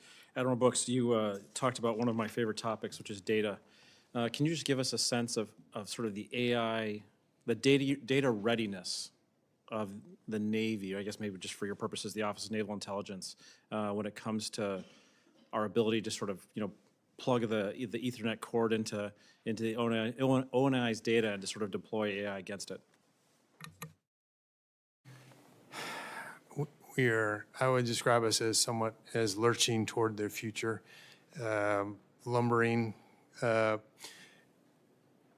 It's insufficient. We talk a lot about we'll just do AI, but most people don't understand that AI is a process, and AI requires actually manpower to actually make the algorithm smarter and to feed information, feed data into the tool to make it smarter. And so that's that's somewhat problematic, particularly when you're coming out of a period or an era where information was not necessarily tagged or placed in consistently accessible places to then be able to feed to a machine. And so part of the problem with AI is actually getting that data to be accessible, tagging it in a manner, creating it in a manner that subsequent generations of analysts can rapidly consume it and use it for future analysis. And so we have recognized that as a problem. We are working toward addressing that problem, but it is right now a little bit slow going. Very helpful, thank you. And then one of the things that is a big topic these days is the idea, the sort of conversation around autonomous systems, fully autonomous systems. In the undersea domain, how do we think about full autonomy? Do we think about undersea vehicles that drive them, undersea unmanned systems that drive themselves? Do we think about, submarines, boomers without people on them anymore? How should we envision that domain? Yeah, this is a great fundamental question. So just, I think big picture, what we're thinking about is what can unmanned and autonomous, which is a different topic, which I'm glad you highlighted that. What can they really, what value can they add? What missions could we offload to unmanned systems? Where could they provide access that the traditional submarine might not be able to get access to? What payloads could they deliver that would add value? What could they do to expand the reach and the sensing of the manned platform, and how all those things work together? I do think fundamentally in the undersea, we're not getting GPS fixes. We don't have continuous communications. We are relying on algorithms and on things like things that allow us to achieve, for example, bottom lock versus operating at the air-water interface and those sorts of things. As we go forward, it's all about confidence. We are not going to deploy fully autonomous systems, certainly at scale, until we are fully confident that those vehicles are going to do what we think they're going to do, and that those payloads are going to perform as trained. We do have work to do there. There's some very near-term activity that we're working on that I'm very optimistic on, but this is part of we have something we call the 2045 vision. I know that sounds way far out there, but to get to an end state and this roadmap that we're working. So I think it's a very key point. This is different than coordinate-based targeting in the desert with a continuous GPS. I think it's a very fair point. Thank you. Thank you to both of you for your testimony today and answering all of our questions. And I believe with that, we'll wrap out this first round. And we have, oh, excuse me, Sorry. Commissioner Hodges. You snuck up on me. Sorry about that. One last question. Admiral Brooks, you mentioned in your testimony that by 2040, the PLA's Navy undersea forces may credibly challenge U.S. regional dominance. If trends continue, by 2040, is the U.S. positioned to maintain our advantage? And I guess another way to frame this is, how vital are the recommendations that Admiral Seif put forward? Is it fair to say the clock is working against us or for us? Well, thank you for the question, Commissioner. And after I answer, I think I'd like to turn it over to Admiral Seif. But is the clock working for us or against us? I think that's for us to decide. I think this is for us to win or lose. We have the advantage. Do we have the determination to maintain the advantage?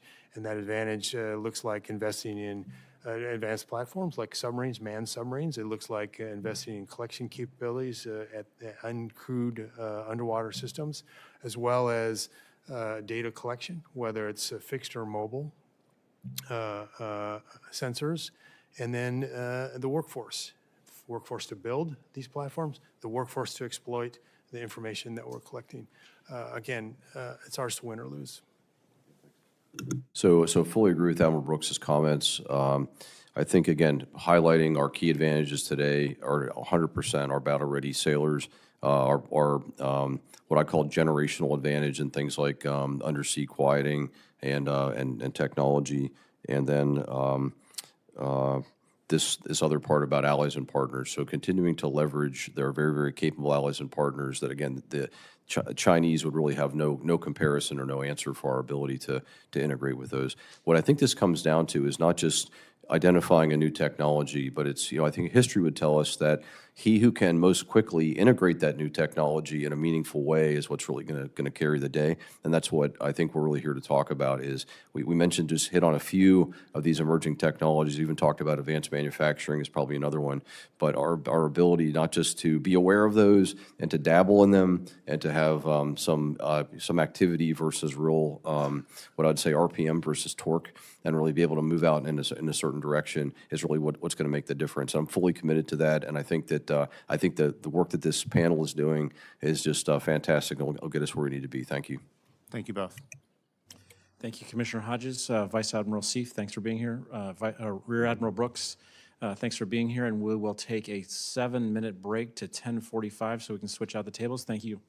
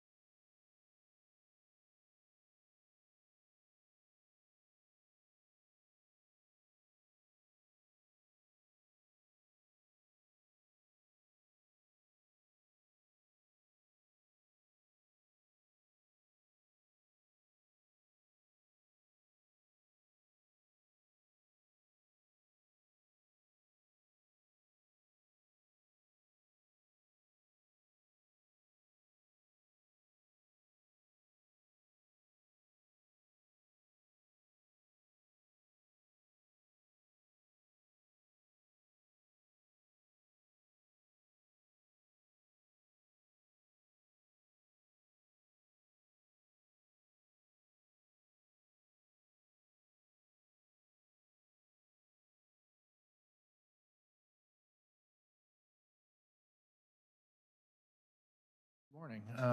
Let's come back to order, please. And we will begin our second panel. So build on our first panel. Our next witnesses will look at China's strategic ambitions in the undersea domain and explore the capabilities that China is employing both today and tomorrow to achieve these strategic ends. We'll start with Admiral Mike Studman, who retired from the Navy in 2023.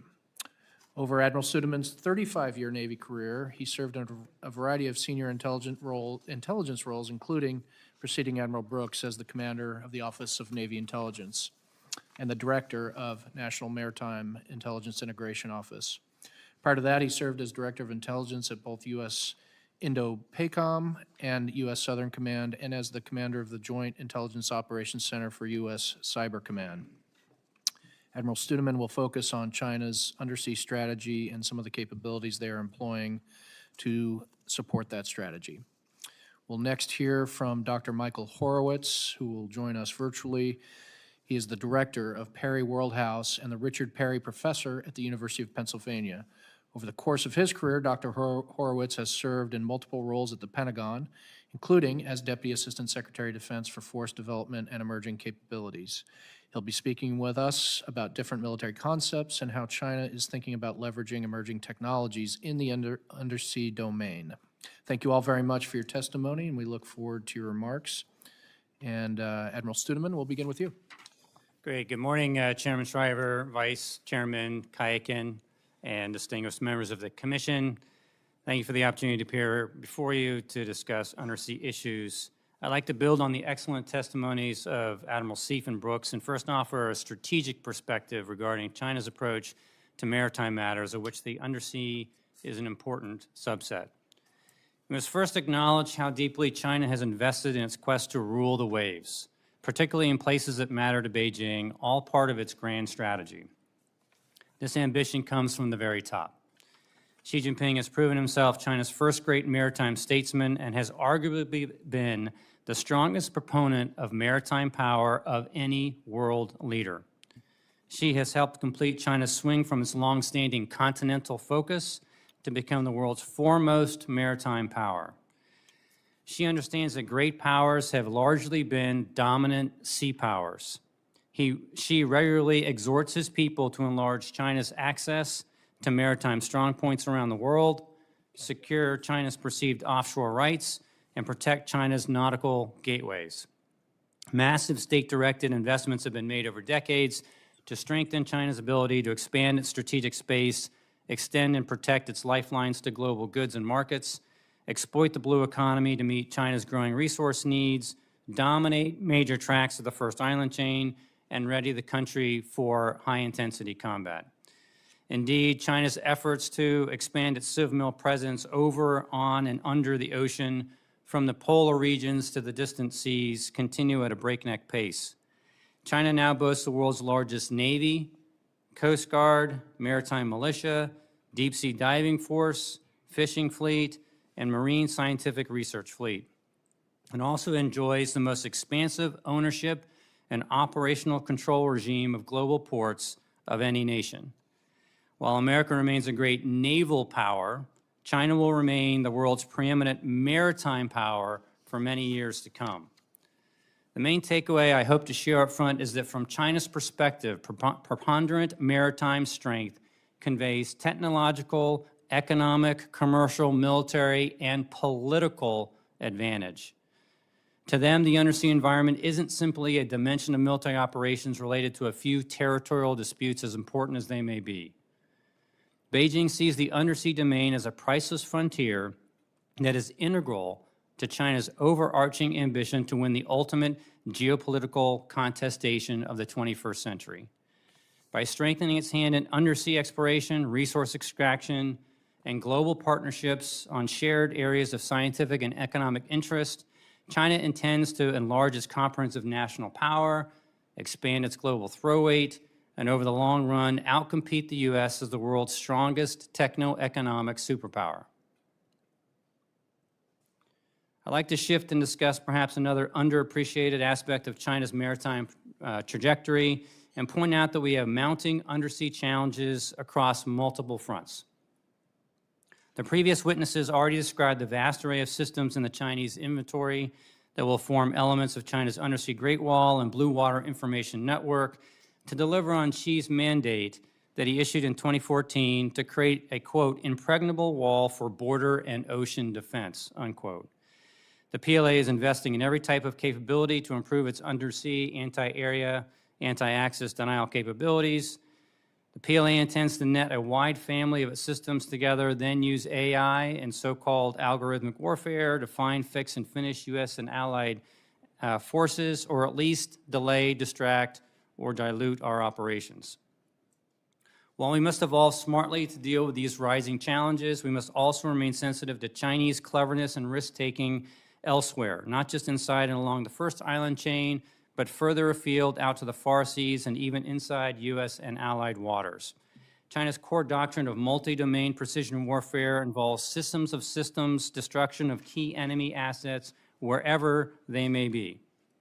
The Chinese have debated the merits of executing unrestricted warfare, incorporating the use of dirty tricks and black operations.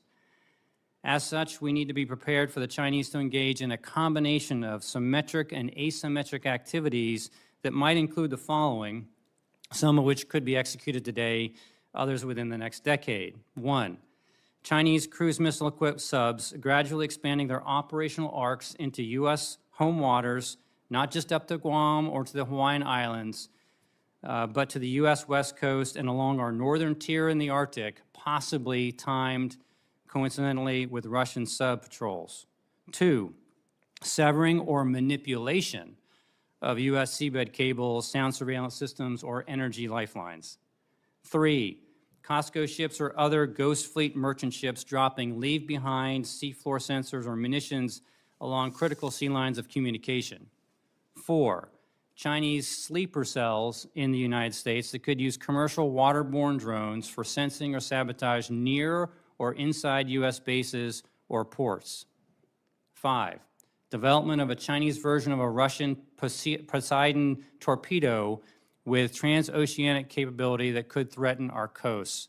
And finally, 6, capabilities in other domains such as future ballistic missiles that could deliver torpedoes or other maritime effectors quickly at long range towards U.S. operating areas. These threats are within China's means and willingness to employ under various conditions, and the Chinese continue to demonstrate that they intend to bring the fight to wherever we operate, including inside our borders if necessary. Let me end by saying that as far as China has come, and as rapidly as they continue to modernize their capabilities, the undersea domain is a gargantuan layer of the planet, infinitely dynamic and complex, and a difficult and dangerous place to do business. The Chinese have not yet matched our technical expertise or militarily relevant knowledge of the undersea, nor have they accumulated the hard-won experiential know-how of American operators. Therefore, the U.S. and allied assets continue to enjoy sufficient capability to project power where they need in the near term. But China's rapidly expanding capabilities in multiple domains have markedly increased the challenges associated with maneuver, attaining battle space awareness, achieving sea denial or sea control, and defending our homeland. My hope is that we continue to make the right decisions to keep our military edge so that we can deter or prevail in combat, but I remain deeply troubled that America might still lose the peace to another country that has developed a more enlightened and truly strategic approach to understanding the value of maritime power in its broadest sense in making and keeping any nation great. In the interest of time, I won't read aloud my 10 recommendations, but they're available in my written testimony. Thank you for the chance to contribute to this important discussion, and I look forward to your questions. Thank you. Dr. Horowitz. Good morning, everybody, and apologies that I could not be there in person. Hello, Chairman Shriver, Vice Chairman Kuiken, and other distinguished members of the Commission. Thank you for having me today. The People's Republic of China is partway through arguably the most consequential expansion of undersea military power in the post-Cold War era. And it has one real purpose, and that is to undermine American undersea superiority. There's been a lot of discussion about China's advances in nuclear-powered and nuclear-armed submarines, but over time, I'm extremely concerned about the way that Chinese advances in two categories. The first, uncrewed underwater vessels, or UUVs, and the second, their Transparent Oceans Initiative, or expansions in sensing, could reshape the naval balance of power in the Indo-Pacific. The previous panel's reference to 2040 as a potentially important moment in this context seems apt to me, given what we are seeing out of China in this context. Their investment in the undersea domain flows directly from core security imperatives that include, but are not limited to, the territorial disputes that we are all familiar with, including Taiwan and the South China Sea. China is focused on the maritime domain in particular because they are aware that this is the area of greatest comparative advantage for the United States Navy in present, and the uncertainty that the stealth of the United States Navy generates is a substantial deterrent to Chinese activity in the Indo-Pacific. China is pursuing a number of different maritime initiatives designed to increase its power over time, and I want to devote the remainder of my remarks to two of them. The first, uncrewed underwater vessels, and the second, expansions in sensing, and in particular, the way China seeks to use advances in quantum technology and quantum sensing to make the first island chain arena more transparent. Let's start with UUVs. China's systematic investment in autonomous undersea vehicles began in earnest now more than 15 years ago. As early as 2021, more than 48 universities and 45 enterprises across China were participating in UUV programs. And China is simultaneously developing and moving towards the fielding of UUVs that include the smaller sizes pursued by the United States Navy, but also much larger platforms that arguably unmatched by any other country, even in ambition, with perhaps the exception of Russia's Poseidon system. In September 2025, at the PLA parade, the Chinese Navy showed two different designs for an extra large UUV that there is no American comparison to. The platform appears to be, both designs of it appear to be about 40 meters with a diameter of 2 to 3 meters. And public reporting suggests a potential range over 15,000 kilometers. This would be the kind of UUV with the capability to not just do some of the mine-laying missions and other subseabed missions that the United States has talked about with regards to its UUV capabilities, but also the ability to launch torpedoes or other strike weapons in a way that could potentially be a game changer from the perspective of naval power. It is not simply that extra large UUV that China is pursuing.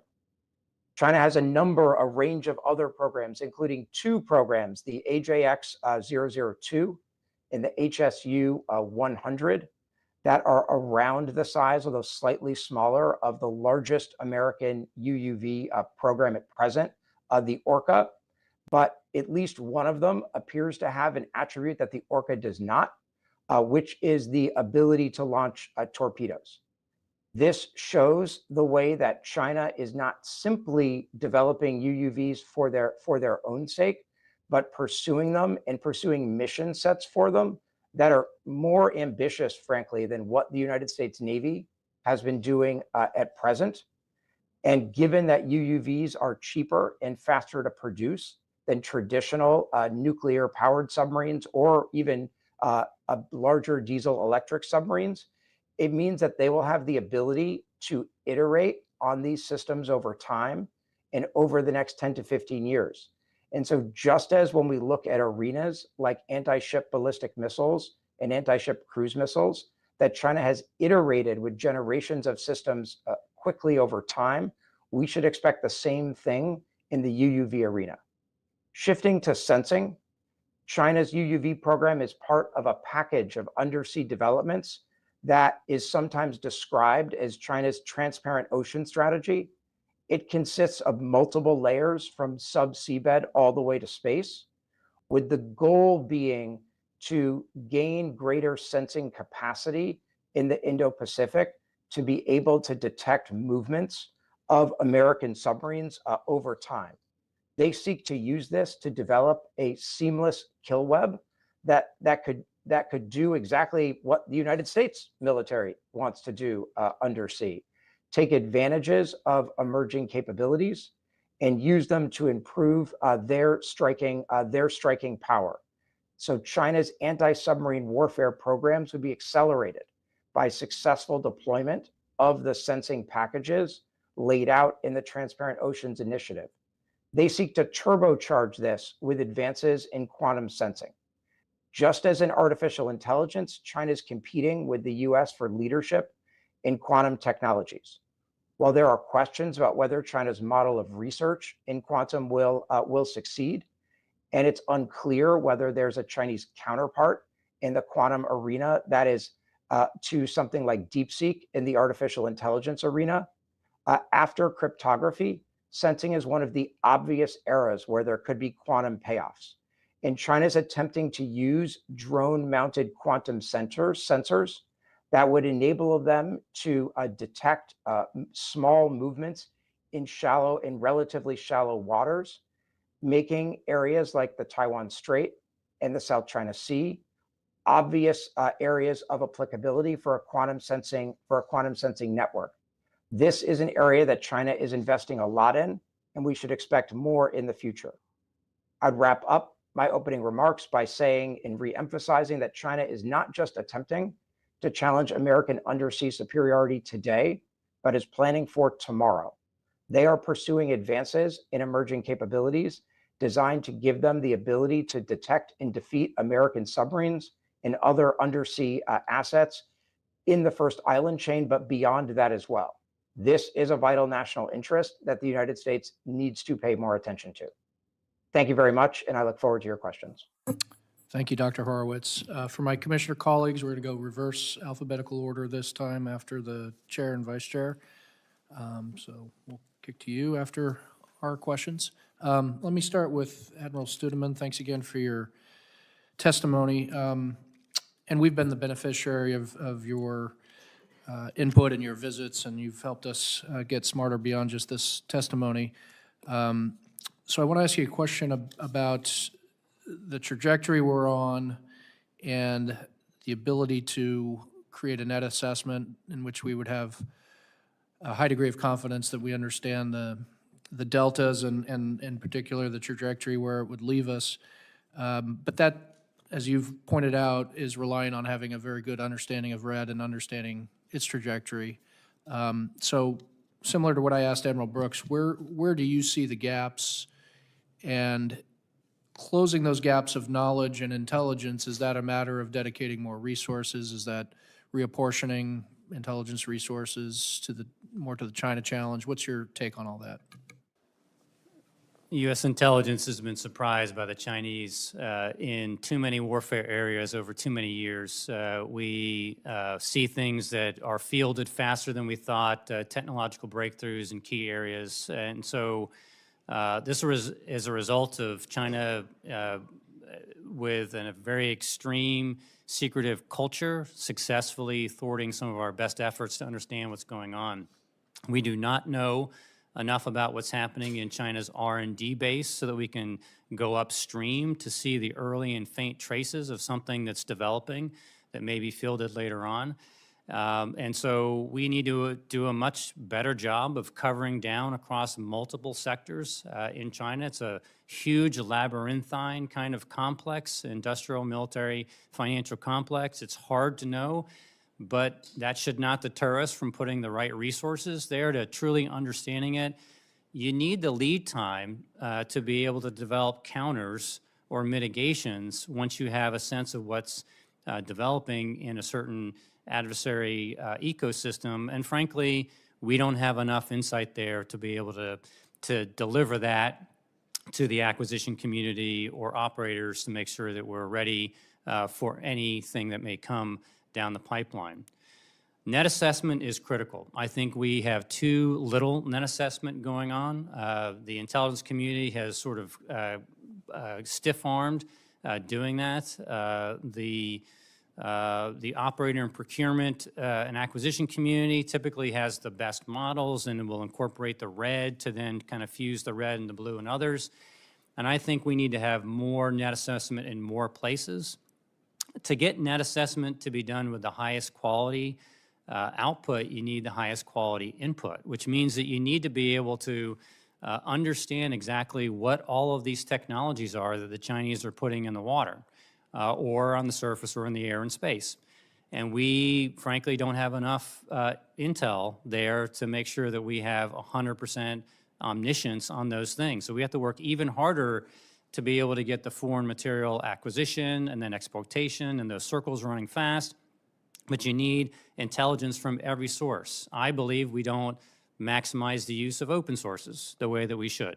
So we need to harness publicly available information, commercially available information to a better degree, but ultimately we need high fidelity red to go into those net assessment models so you get a precise outcome and you can do your sensitivity analysis and they can really figure out where you are.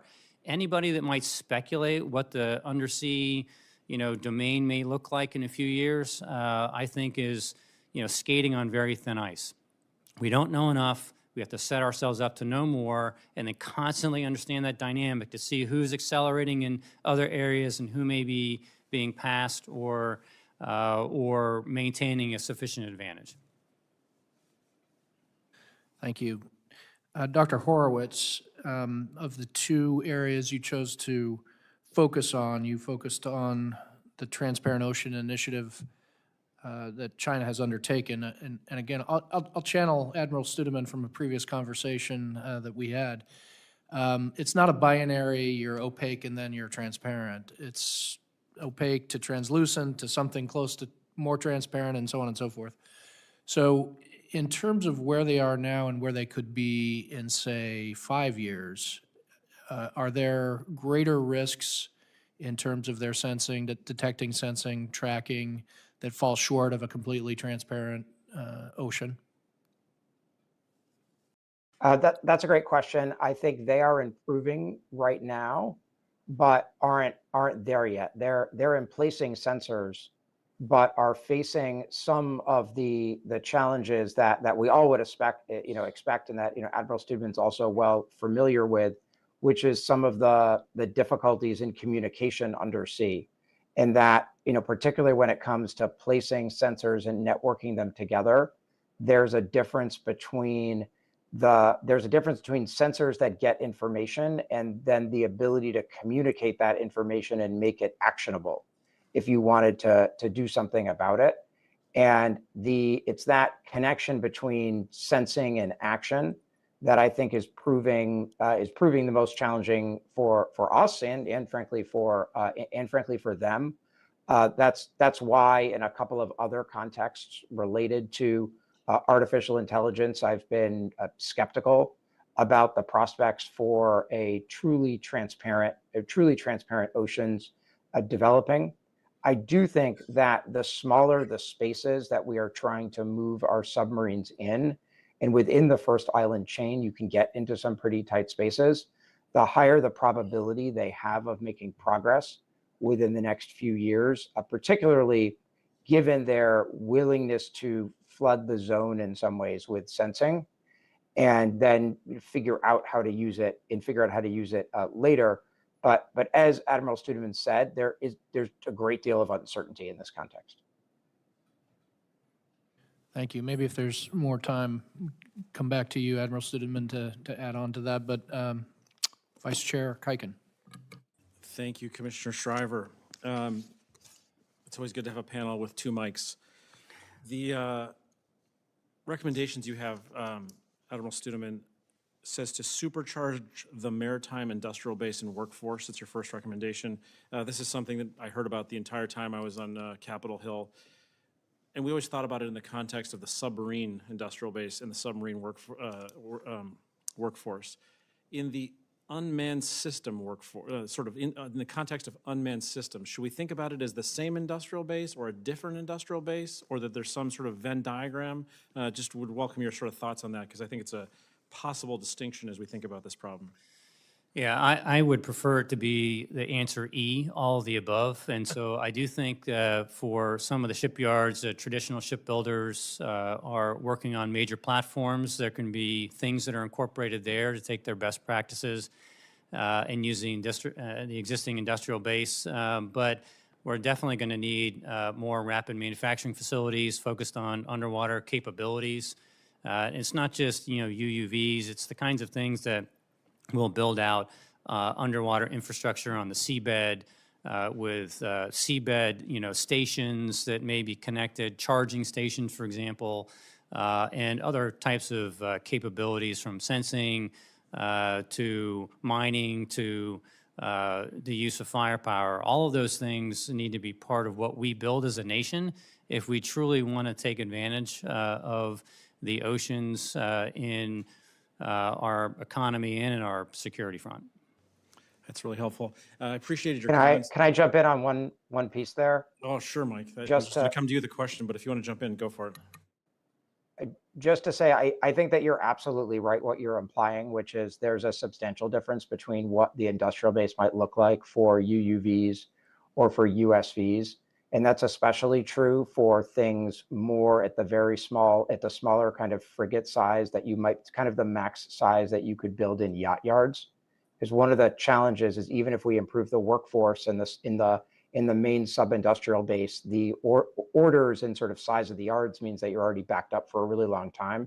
I think there's massive opportunity by thinking about, by thinking beyond that into things like DARPA's NOMARS program or some of what, just to give an example of one company, a company like Saronic is doing, since you could produce those in yacht yards rather than the traditional shipyards. Thanks, Mike. Admiral Studman, you had this commentary about net assessment. I'll tell you, one of the things that I had the hardest time doing when I was in my previous position was getting the intelligence community and the Department of Defense to sort of give you the net assessment. So I know there's been a lot of work done on sort of CAPSAP integration in a variety of areas in this space, but it is something that we're terrible at. So I appreciate you sort of shining a light on that issue. Mike Horowitz, quantum sensing. Last year, the China Commission, or this commission, did a trip where we talked to the sort of quantum information science community. One of the areas that we learned a lot about was quantum sensing. As we sort of pulled the string on it last year, there were sort of two big observations that I think Commissioner Miller and I had, who were sort of the leads on this trip. And it was that, one, this technology is pretty far away, and two, that the industrial base for the quantum sensing community mostly exists in the academic community, although there are a lot of sort of folks that do sort of aspirational work in this area. Is that a sort of an assessment that you would share, or would you sort of try to recalibrate our minds? And then the second thing I would say is that one of the things we've been thinking about on the Commission is this idea of convergence. And so AI's convergence with quantum sensing, the broader quantum community, is there opportunities to accelerate the quantum sensing field of science, or is it still too far away? So just, I'll open it up to you, Mike Horowitz. Those are great points. I agree with both of those points. I think that the quantum, if there is a quantum sensing revolution, unless there's some kind of technical breakthrough that I'm unaware of, that's probably already happened, we are talking at a minimum a sort of 10 to 15 year timeline for that to really pay off. And in part, that's because you're absolutely right about the second area, which is the quantum field in some ways is dominated by universities. Compare that to AI, for example, where now of course it's companies that dominate the AI field, and there were trends sort of 5 or 10 years ago where you increasingly had elite faculty that worked on artificial intelligence leaving the university, not just consulting with the companies, but leaving the university world full time to go work for the company, to go work for varieties of frontier labs. We haven't seen that kind of thing happen in quantum yet, in part because there's not the same amount of money. in it, and it's not yet the case that there's research you can do in the commercial space that you can't do in academia. I think greater resources toward quantum sensing would seem to be essential. There needs to be some public-private synergy here, I think, to make that happen, because it does seem as though the timelines here are a little bit longer. Thank you. Admiral Studman, do you have anything to add on that one? I don't want to just close it out from you. Well, I think the one area I would focus on is the fact that we have a soft underbelly for Chinese collection on our technical advancements in our research labs and academic institutions. So if you want to protect the technology, then you're going to have to think about security in a different way. You're going to have to think about who's actually in your environment, who you're interacting with, what kind of exchanges you go to. And so, too often it's just science for science sake when we're dealing with techno-economic superpower competition, which means you need to protect the kind of technology work that you're doing all the way back to basic research. And so who wins this? It may be that we win in terms of the innovative idea, but it's stolen very quickly and scaled by the Chinese. This is the way that they've done their approach in so many different ways. So guarding our tech development at the earliest stages through to full maturity, to me, is very important to make about all of this, regardless of the technology type. Commissioner Stivers. Thank you. Throughout this hearing, we're hearing that the gap between the U.S. and China on underseas capabilities are growing a lot smaller. Admiral Studman, you wrote that China is moving at a breakneck pace. I believe the year 2040 has been mentioned a couple times already today. China has an enormous structural advantage because it's focused on Taiwan, South China Sea, first island chain, whereas in contrast, the U.S. is working globally, whether it's Latin America, the Middle East. Given that dynamic, it becomes very difficult for the U.S. to reverse the trend between the U.S. and China in terms of underseas, even with robust implementation. So I keep going back to our allies and partners, and I wanted to ask you both, I guess first, overall, can they be a counterweight to China? And can you assess their capabilities and what do they need to do in terms of technology, in terms of unmanned underwater vehicles? What do they need to do to be that counterweight to deter the Chinese military from taking more aggressive actions in the region?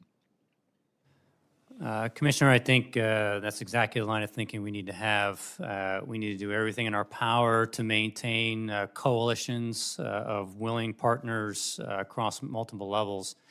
In this area, of course, we have made advances already. We've talked to European nations in underwater capabilities, where many of them in Europe actually developed some very interesting technology, but also in the Western Pacific with Japan and Taiwan and Australia. You have the whole AUKUS deal. I do think there's some potential with India as well to operate in a way that strengthens our undersea cooperation. So I think these things are, not sitting at the starting gates, that they're underway. The question is how fast they go, how much support we give them, how robust our experimentation may be. But doing this at scale across, multiple interested stakeholder nations is, I think, exactly the right formula to be able to achieve the level of capacity and capability that we'll need. Thank you, Dr. Horowitz. I agree with all of that, and I would add and maybe use Australia as an example here, not in the AUKUS context, where I agree completely that Australia's acquisition of nuclear-powered conventional armed submarines would be a great step forward towards increasing the capacity of allies and partners to assist in the deterrence mission in the Indo-Pacific. But what Australia has done with its Ghost Shark submarine in particular, it should be a real role model and a wake-up call for the United States, in that Australia is moving much faster than the United States to pursue ambitious UUV formats that could include launched effects. and are already receiving early units of this. And so it illustrates that there's the ability to generate some of this capacity. UUVs in particular are an area where allies and partners might be able to generate more capacity quickly to assist with the deterrence mission. And I think that it's still early days when it comes to the effectiveness of Ghost Shark, and there's a lot of work to do from here to there. But I think that really illustrates, in particular relative to our Navy's UUV ambitions, what the range of the possible looks like. And so I agree completely in the ability of allies and partners to help out in this space. Are there policy actions the United States can take to, say, surge UUVs or other capabilities to countries like the Philippines? I think that the United States doesn't have UUV inventory that it could send to the Philippines. I think a thing that the United States could pursue, for example, would be working maybe through a vehicle like AUKUS or bilaterally to try to, say, scale production of something like Ghost Shark, maybe bringing a country like Japan into the mix and using that to try to increase capabilities throughout with varieties of allies and partners in the Indo-Pacific, including the Philippines. That's something that would be plausible and based on technology that is now proven. I would add that if it is in the government inventory, it has to go through FMS. It's too many years, too long, et cetera. And so really, I think direct commercial sales right now is a good route for many of these nations to take, where you can really deliver quicker, get things in the water, experiment with them, and maybe lap the government by years potentially. So we want to have both routes, but DCS is probably the best one in the short term. Okay, thank you. Commissioner Shmovy and Slevin. Okay, that's easier for me to say. Commissioner Slevin. Thank you, Mr. Chairman. Admiral Studman, you described China's willingness to employ a number of tactics, both maybe current and sort of being prepared for foreseen tactics to harvest technology. We have this U.S. underwater ecosystem, innovation ecosystem. And you described it, I think, in response to Commissioner Kuiken's last question about guarding tech development. I guess my question is, how would you prioritize where we're most exposed in that ecosystem? And then two, if you can kind of draw that to some of your recommendations, policy recommendations as to what Congress or administration should prioritize. Well, I think we're most exposed with the level of awareness of the American people as to the nature of what we're talking about in general, with regard to the strategic competition and what it means for America's future, and whether or not we should be hardening ourselves, because it will require more hard choices for our research labs, our academic institutions, think tanks, government folks, non-government personnel.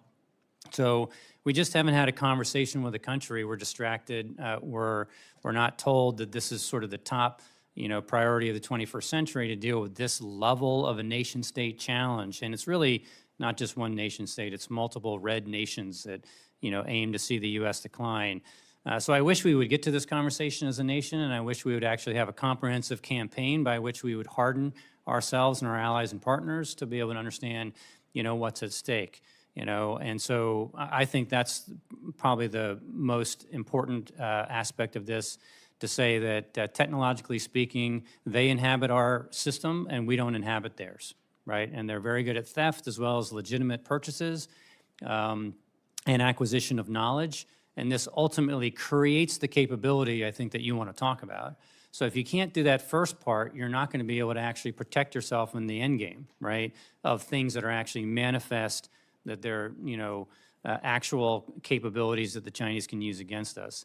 I do think we have enough lead time to consider what it means for us in terms of homeland defense, and not just about something that's way over there. The American homeland, by the way, starts in the U.S. territory of Guam. That's where America's day begins. So we have to think of that as the homeland, mid-pack. We have commitments that we make to some Pacific islands, right? They're the compact states. And so we need to think in those terms of what does it take to actually protect those places. And long lead times may allow us to, afford to do different things. I've recommended that not only do we look at modernizing our SOSA systems, our sound surveillance systems, as those are fixed systems, but you need to have the whole mobile network that may be established along the right places and the right vital areas for the homeland. We need to do things like baselining our port areas so that we understand the acoustic environment, because you're going to find an adversary thing somewhere in there, and you want to be able to identify it and then react to it properly and not be confused as to what that is before it's too late. And we have nuclear facilities and other things that are accessible by water. And so we need to make sure that we're protected there. So those are the kinds of things that I worry about.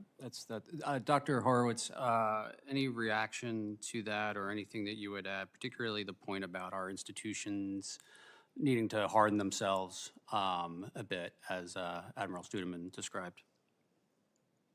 Yeah, absolutely. I mean, I think that China has demonstrated for decades its willingness and ability to exploit the openness of our society to gain access to all sorts of knowledge relevant for military capabilities and assisting them economically.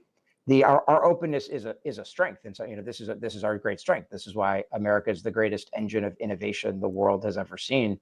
But we face constraints in that regard, especially I think in the basic research kind of arena where it's hard to, Admiral Studman was pointing to some of the security challenges we can sometimes face.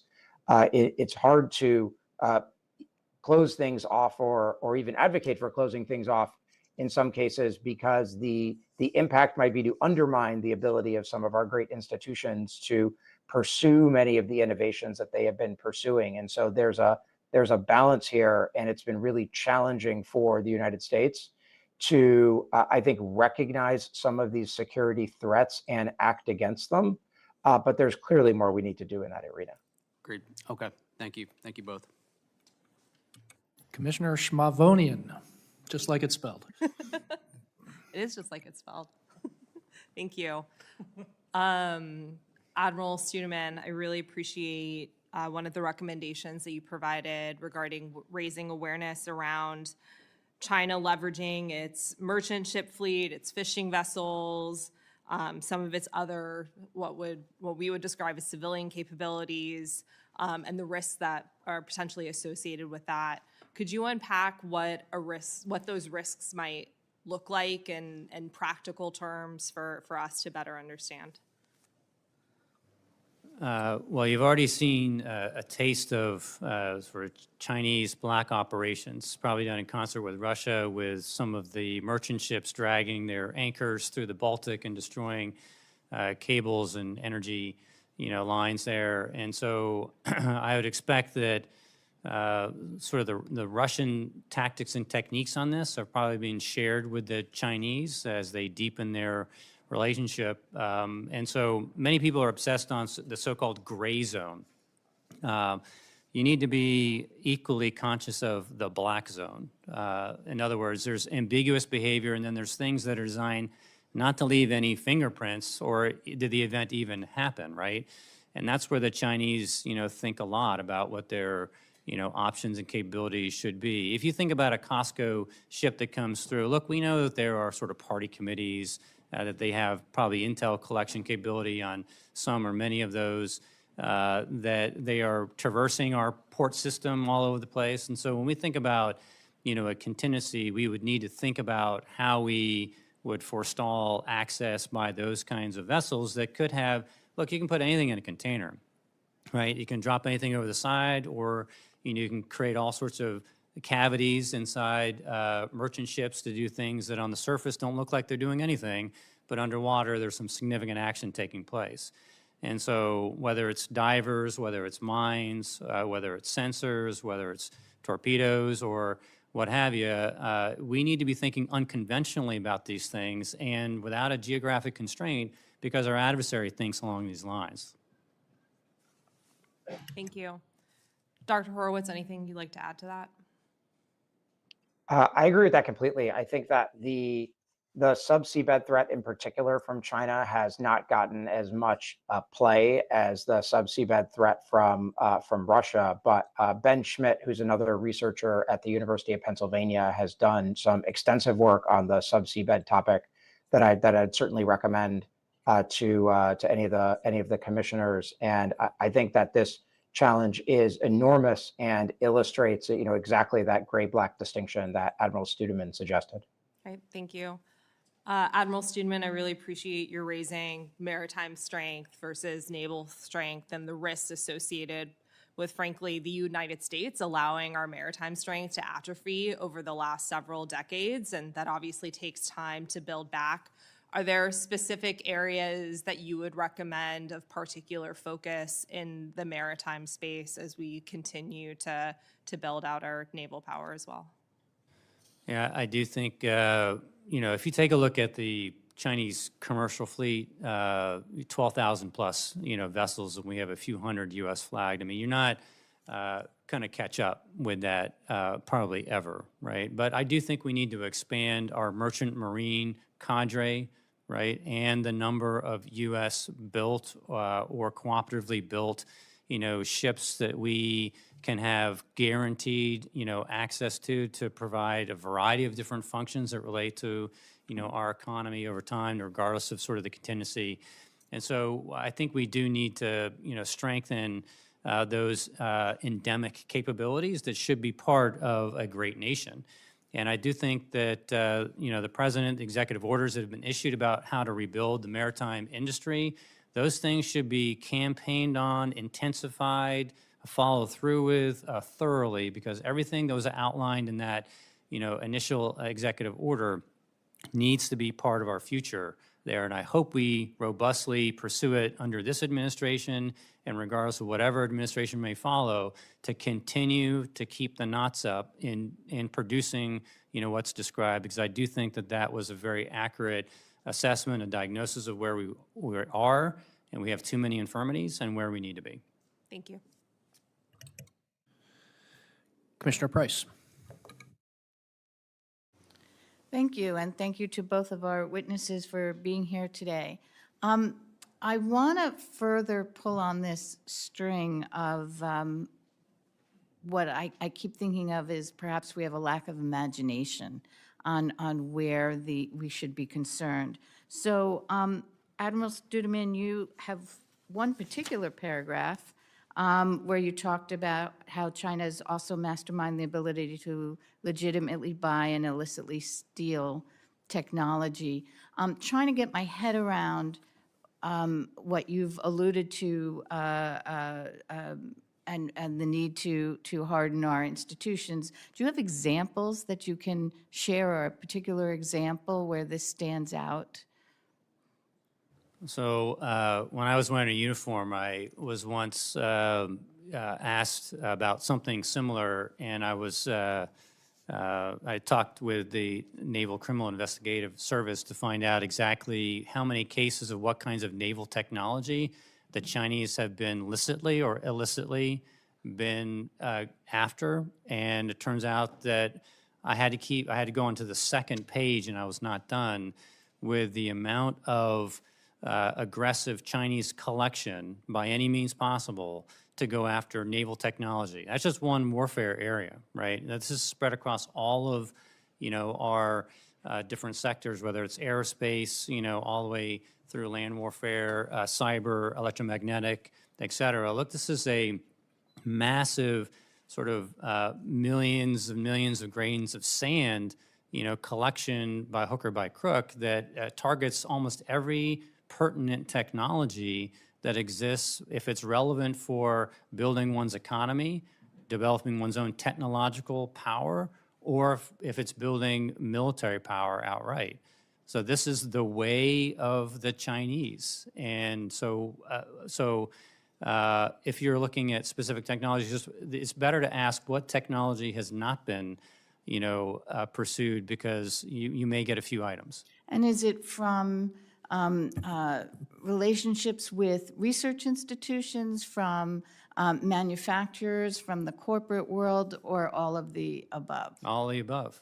So this failure of sort of imagination on our part while trying to balance it with our open society, how do you walk that line? Yeah, I do think that, first of all, our counterintelligence capability is too small. I think that we've probably pulled off some counterintelligence folks to do other missions too that should have been kept on this particular target. So whether you're talking about China, Russia, North Korea, Iran, others, I mean, there's a variety of different counterintelligence capacity shortfalls that we've had. But look, counterintelligence typically goes after foreign intelligence entities, right? And the Chinese approach is not to just use essentially trained spies to do espionage. That's a small fraction of actually what they do. So we need to actually enlist the commercial industries to understand what vigilance actually looks like when the approach is to use any association, right? Any connection, whether it's from the outside, whether it's a company that's just trying to buy in stakes, a Chinese company that may buy stakes in a U.S. company just to get the IP, right, the intellectual property, or it's you don't know that there's a Chinese entity somewhere in this system down multiple levels of the supply chain. So we need supply chain transparency, right, which takes a lot of collection and analysis because it's ever moving depending on where we are. So securitizing our economy can't be just a government function.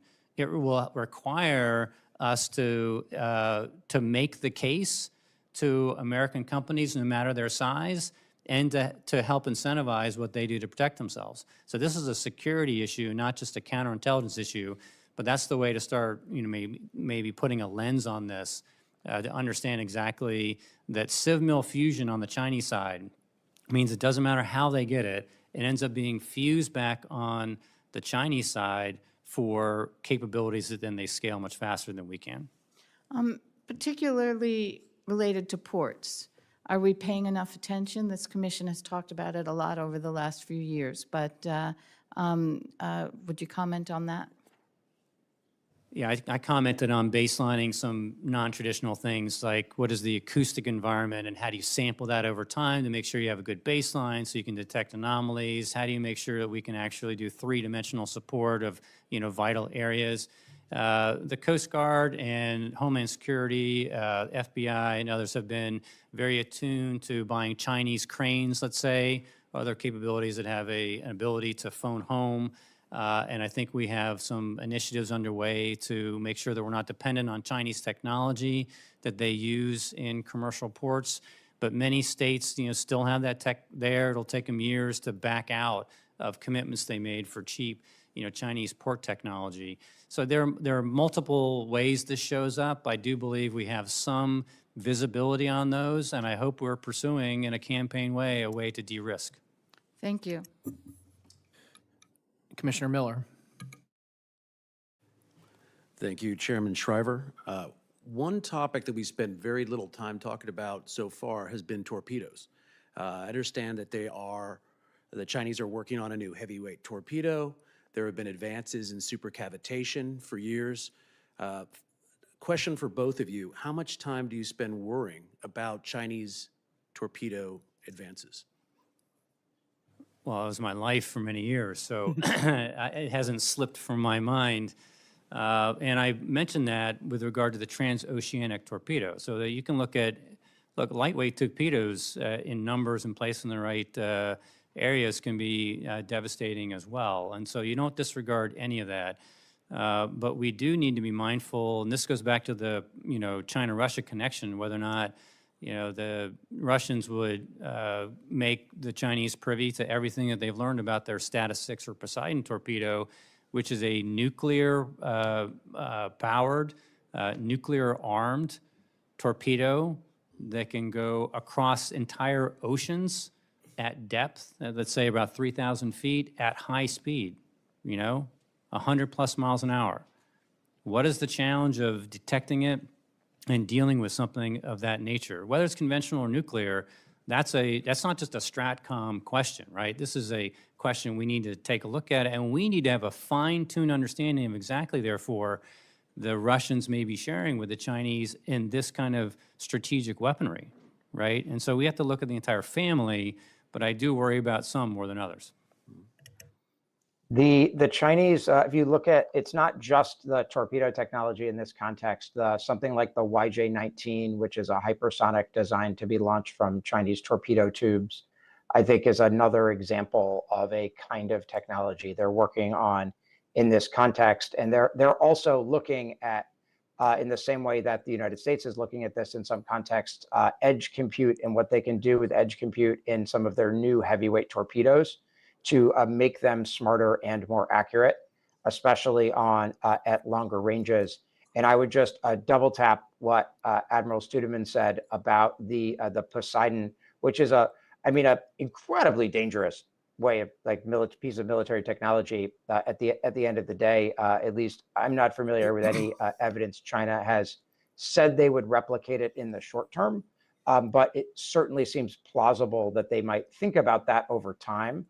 Particularly to, again, put more pressure on the U.S. and the undersea. If I could just follow up, there's a little bit of hint based on papers that have been written about the Chinese talking about this, and so that's the source of my concern. We've spent some time reviewing the personnel pipeline for Chinese submariners, including the process for recruiting to the PLAN Submarine Academy. The numbers I've seen have been, I think, shockingly low in terms of the recruitment numbers, but how would you say that the Chinese recruitment pipeline for submariners compares to the U.S. side, both quantitatively and qualitatively? I think the average U.S. submariner, given what they need to pass in terms of tests, they are probably the smartest folks that we allow in any community right there. So I don't think that the average Chinese submariner would ever compare to the average American submariner. The Chinese have, a lower base, I guess, from which to work, and that's a testament to some of our academic institutions and the quality of people that we produce. But the Chinese have identified this as a problem, and they're searching for ways to improve everything about their training and their operations, including the talent pool that comes in. I think we'll maintain an edge there for a long time to come. Yeah, I would add that I think people here are certainly our comparative advantage. And this gets back to something that I think, I can't remember who said at the end of the first session of this hearing, which is the potential, what we call the uncertainty about China's ability to operate some of these capabilities. Nearly all of the things that we have been talking about in the context of China's Navy involve technology, involve technologies. With people as our comparative advantage, that gives us an operational edge that it is difficult to quantify at times. And in some ways, that's why if they fix their submarine pipeline and can get more talented people in, that might chip away in some ways at undersea superiority even more than specific technologies over time. Because I think Admiral Studman is absolutely right that we have an edge in this space. Thank you. Commissioner Hodges. Admiral Studman, thank you. Building off of Commissioner Shmavonian's question earlier, just want to say thank you for highlighting the administration's efforts to prioritize U.S. shipbuilding industry, U.S. merchant fleet, to reverse years of stagnation. China, your testimony outlined China's investing to win geopolitical contestation, to increase its leverage of, I think you mentioned, economic, military, technology, commercial, and political advantage. Based off of your expertise, you've talked earlier in response to another question about sort of the scope and the risk. Based off of your expertise, is the CCP willing to exercise or deploy that leverage if they achieve that dominance? You betcha. I mean, why not? I mean, you've already seen it exerted, and the theory goes that the more powerful China is, the more confident it is, the more likely that it will use more of its instruments of national power across the full breadth and depth of their capabilities. And so, look, you've seen it with their pressure tactics in the South China Sea and around Taiwan, the Senkakus, on the Indian border. You see the presence in the Arctic. You see a lot of different things with regard to their long-range deployments of surface assets and some subsurface, by the way, into the far reaches of the Pacific. And, you know, the Indians are worried about them going in the Indian Ocean as well. But I do think that you're exactly right. And I wanted to elevate this conversation early on to say, if you're only looking at this in terms of like a military pattern, like it all funnels into where they are and what they're doing, you're missing the point. The point is this is about a strategic competition and comprehensive national power, how you build, generate, and then employ that power. And the Chinese are hooking themselves into the world through the Belt and Road in order to get access to the resources and the markets to then build that capability, the actual ready deployable power that we have a hard time building today. Because I've made a point in other sessions about how converting your latent power into ready power is the main thing. And the United States has taken, too much risk, and we've been too brittle in what it takes to actually convert our natural advantages into real tools of power. The Chinese have never forgotten that. They've built a lot of them, and you can, bet your bottom dollar that they're going to use them as they see fit in the future, with a strong sense, too, that it's not all about hard power or sharp power. They are very savvy and very good at the combination of soft, sharp, and hard, which means smart power. Yeah, thank you. Yeah, I completely agree. This is important because there's a pervasive view sometimes that, what's the harm if China actually maintains this or gains this advantage? And so thank you for those comments. I also wanted to touch on, you mentioned earlier that CI efforts are too small. Recognizing we're here to focus on Indo-Pacific, your testimony also covers leverage and activities inside the United States. In your opinion, is CI reform something that's necessary? I do believe it is. Most people don't understand what it is to begin with. And then, like I said, I think we need to have a new concept of what counterintelligence is. And maybe we use different words to describe the function of protecting yourself, right, against foreign predation. But we need to get on it because their predatory practices have already shifted the balance of power in their direction. So for crying out loud, let's protect our economy if economic warfare is just a way of life of today, right? Political warfare, economic warfare, cyber warfare, information warfare, it's happening today. Therefore, we need suitable instruments that exist within government and suitable public-private activities to be able to protect other parts of the American economy. So, thank you very much. Thanks. Commissioner Budowich. Thank you. Admiral, you said something earlier. You said we're constantly surprised, and you identified the U.S. is failing at open source collection. Can you talk a little bit more about that and where we're failing specifically?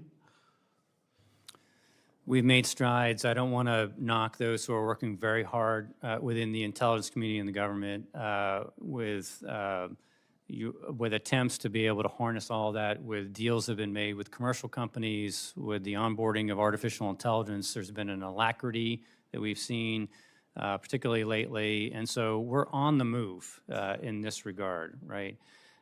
You have a Chief Digital Affairs Office, for example, inside the Pentagon that works on trying to mainstream these capabilities and speed up and accelerate our access to them.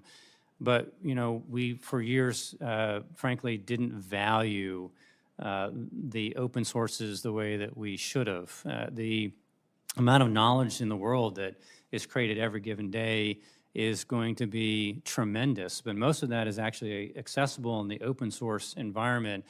And so my view is that classified sources are very important, but they will need to enrich the open sources after we do the tradecraft thing of validating and getting confidence levels on all those, versus the other way around, which has been the culture of the intelligence community for too long, which is that the open sources might maybe enrich my classified deck of understanding. So I think we need a culture shift. I think it's underway.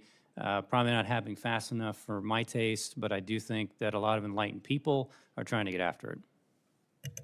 Dr. Horowitz. This is one place. go Oh, ahead. sorry, no. No, please go ahead. I was just going to say this is one place in particular where I feel like the incorporation of artificial intelligence could make a big deal in helping aggregate the open source intelligence out there and fuse it with information in the classified space in a way that sort of brings together the thing that folks like Admiral Studman have been talking about. Thank you for that. Dr. Horowitz, we talk a lot about bottlenecks in production here in the United States, and it's often rather sobering. Can you speak to what bottlenecks you see within China's production and future in this area? I think one of the challenges here is that the bottlenecks for China are fundamentally different because their design and fielding process for ships is fundamentally different than ours. And this is true for a broader set of military capabilities as a whole. China is willing to field capabilities that are essentially good enough. They're willing to field the 80% solution. That is not something the United States has been willing to do in the past. And so, this isn't the place to sort of go through the litany of issues surrounding U.S. shipbuilding in particular, or submarine production. But one of the many issues there is the emphasis on quality. Now, that is a good thing when what you are talking about is given the comparative advantage that the U.S. has in things like Virginia-class submarines or SSBNs. But because China is willing to essentially go to market with good enough technology, they don't face bottlenecks in the same kind of way, and they're willing to iterate faster generationally because they have really embraced the notion of mass in the future of military power in a different way than the United States. And we first saw this in the context of missile production, but we are now seeing it in the context of ship production and submarine production as well.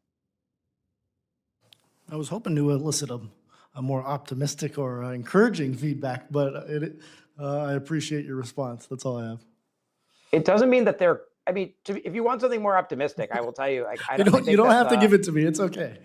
I'll give you a slightly more optimistic thing, which is I think that it has been very challenging for them, no matter how much technology they've stolen from us, to Admiral Studman's point, to catch up in the highest leverage, highest quality undersea technologies. They're seeking to compensate in other areas. And it's an open question in some ways, whether that bet for them is necessarily going to pay off. Like, I am very worried about that. But I do think that if what you are talking about is who has the high end when it comes to things like quieting technology and when it comes to sort of like most elite part of the workforce, like that is something that remains a comparative advantage for the United States. Thank you. We might do a quick second round if others have questions. Admiral Studman, we've talked mostly about the Indo-Pacific region, the Western Pacific part of that, and First Island chain. Can you give us a sense now of the ops tempo and the presence in the Indian Ocean and areas outside this Western Pacific area, including the Eastern Pacific, and how we're seeing any Chinese presence near Hawaii or maybe even West Coast, or is that, an ambition of theirs? So one of the things you look at, if you really want to understand what precedes Chinese military operations, is where their research fleets are operating, where they may lay buoys, where they may be interested in scientific collaboration in area X, Y, or Z. And it turns out the Chinese are in many different areas, right? And so the Indian Ocean has been littered with Chinese collectors, essentially, over decades that suggest to you that there may be some economic exploration in there, but we know that these will precede additional Chinese deployments into that particular region, which of course makes New Delhi very nervous and ought to make others nervous as well. So I would suggest that you probably take a classified briefing on exactly where the Chinese have been operating. Suffice it to say, you probably will be surprised where they've operated, but it's worth kind of covering that, I think, sub rosa. Thank you. Commissioner Kagan, Vice Chair. Thank you, Commissioner Shriver. Thanks for all the great testimony, both of you. Let me just roll through a few questions. As I was listening to both of your answers on the industrial base, I take this sort of mildly dark view that the U.S. industrial base will get there eventually, but it's probably not going to happen fast enough, and it won't deliver capability fast enough. So I sort of go to the allies and partner space and always think about, like, what countries really do we have that we're close with that we can rely on to help us scale while we sort of build out the capacity of industry. And so India, Japan, Korea, maybe the Scandinavians and the Nordics come to mind. Is that a bad way to think about it, or is that the right way to think about it, or something else? No, I think it's the right way to think about it. You know, I think we need to have more tubes and more firepower, and I say this because that's the way the Chinese think, right? Ultimately, as they do the correlation of military forces, it's one of many political and international factors that they might consider, you know, as they contemplate whether or not to move against Taiwan or anything else. And so they rate us, right? They scientifically rate all of our platforms and what they can do. And platforms with bigger firepower, frankly, scare them more. And we are, when we take a look at what happens in the late 80s, we end up decommissioning our SSGNs, right? There's 154 tubes, that's 600 plus tubes, right? And the Chinese know we're decommissioning our SSGNs, and so that matters. So what is there to replace that? Now you have the Virginia class. It may take, you know, 12 VLS tubes on current blocks into 40 later on in the Block 5. It still doesn't compensate for the absence of the tubes of our SSGN. So you're going to need to think more creatively, right, about the major and the middle and the smaller size. And that's where I do think we have to work more closely with the allies. Look, we're out of balance as a military. We're invested in the high end, but over-invested in the high end. And we need to keep the high end. But we need to have the middle and the low end to come in like a pyramid. So we have more of those capabilities, a larger family of those, right, to cover down and give, you know, combatant commanders and the president more options. And so I do think that that could be a multicolored, multi-flagged sort of thing that we do as we try to build out the base of the pyramid. That's helpful. You talked about CI reform, counterintelligence reform. I leaned into this one quite a bit when I was still working here in the Senate, and I'll tell you, it is a community that does not want to be reformed. So it's something that I think is worthwhile sort of thinking about, but I think it's a very, very hard issue to get at. There are a whole bunch of competitive services across the executive branch, and it's tough. But I do want to talk to you about foreign military exploitation. You have a recommendation in here about doing more in this space. I think it's something I would just like you to just talk about for a second, because I don't think it's something that people fully understand. There's huge opportunity in terms of acquiring their platforms, and then obviously trying to get whatever you can in terms of intellectual property out of it for countermeasures and sort of other opportunities. But as we think about the intellectual property theft that has been conducted against us, are there ways that we should think about this in a new and different way for ourselves as well? I would like to give us some credit here. We're very smart, creative, savvy, clever collectors, and I think that will continue. We have some of the world's best professionals that are in this field. And frankly, sometimes, you know, we've got to use friends, access through friends, to be able to get, you know, something that would be important for us to know. It used to be that you could say, hey, I want to get access to, let's say a friend has a Kilo submarine, let me exploit the Kilo submarine. Increasingly, in today's world of foreign material acquisition and then exploitation, it's the subcomponents and it's the elements of something that matter. It's the cyber capability, right? It's the software that's inside the wiring, the hardware.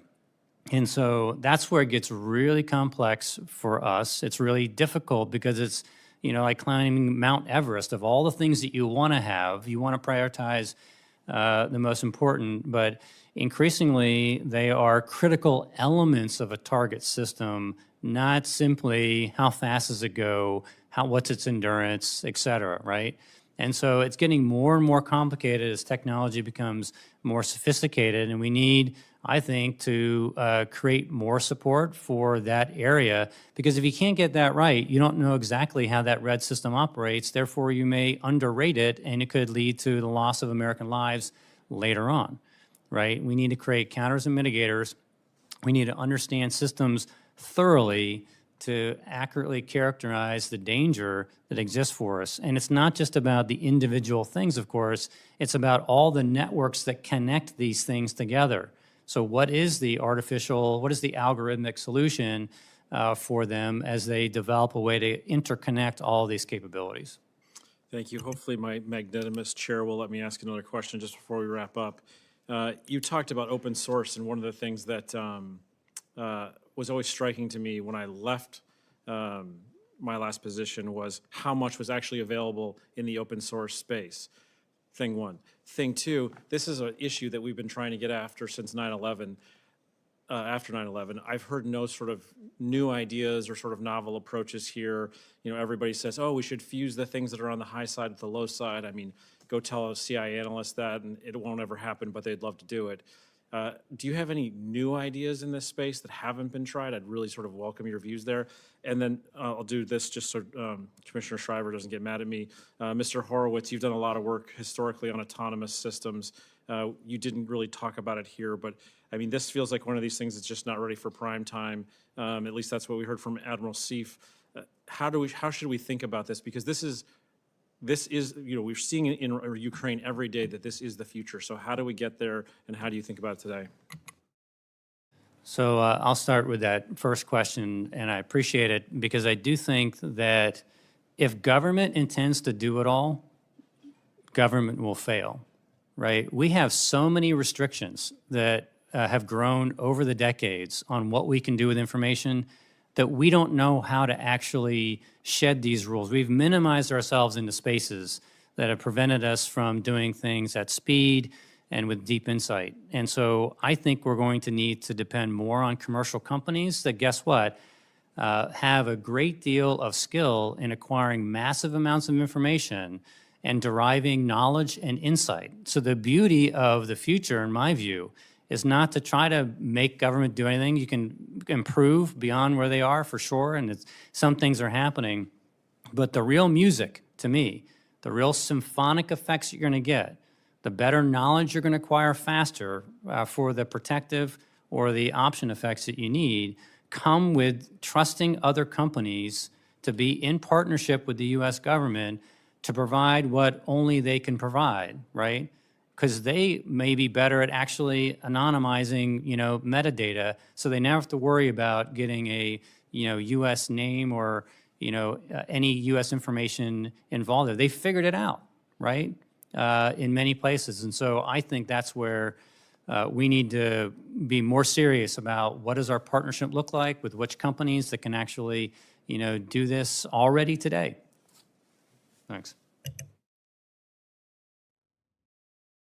That's a great question. I would add that, in the context of what I think we need for the future of the Navy, which is a high-low mix between our high-end, more exquisite capabilities and more what I've called precise mass, there's a real opportunity here, frankly, in combination with allies and partners, to get back to your earlier question, in using yacht yards as the basis to sort of build and field more of those low-end capabilities. Think collaborative combat aircraft, but for the surface Navy, which gives you more shooters as well, in combination with increasingly autonomous systems. And communication is an issue undersea. That's in some ways the issue with having something like an autonomous weapon system undersea. But you could imagine more simple variants that are pre and placed, sort of slightly fancier than what you would imagine a naval mine as, that you could pre-position and then activate in the context of a crisis situation or at the outset of a conflict. So I think there are a lot of potential opportunities for autonomy in the undersea, precisely because It's this arena where communication is more difficult. So having effectively operated autonomous systems would be incredibly useful. That was great. Thanks, Mike. Thank you, Admiral Studman and Dr. Horowitz. Really appreciate your testimony. We are running a bit behind, so let's do a 5-minute transition. And thank you for the third panel and your patience, and we'll get underway in about 5 minutes. Thanks again. Thanks so much.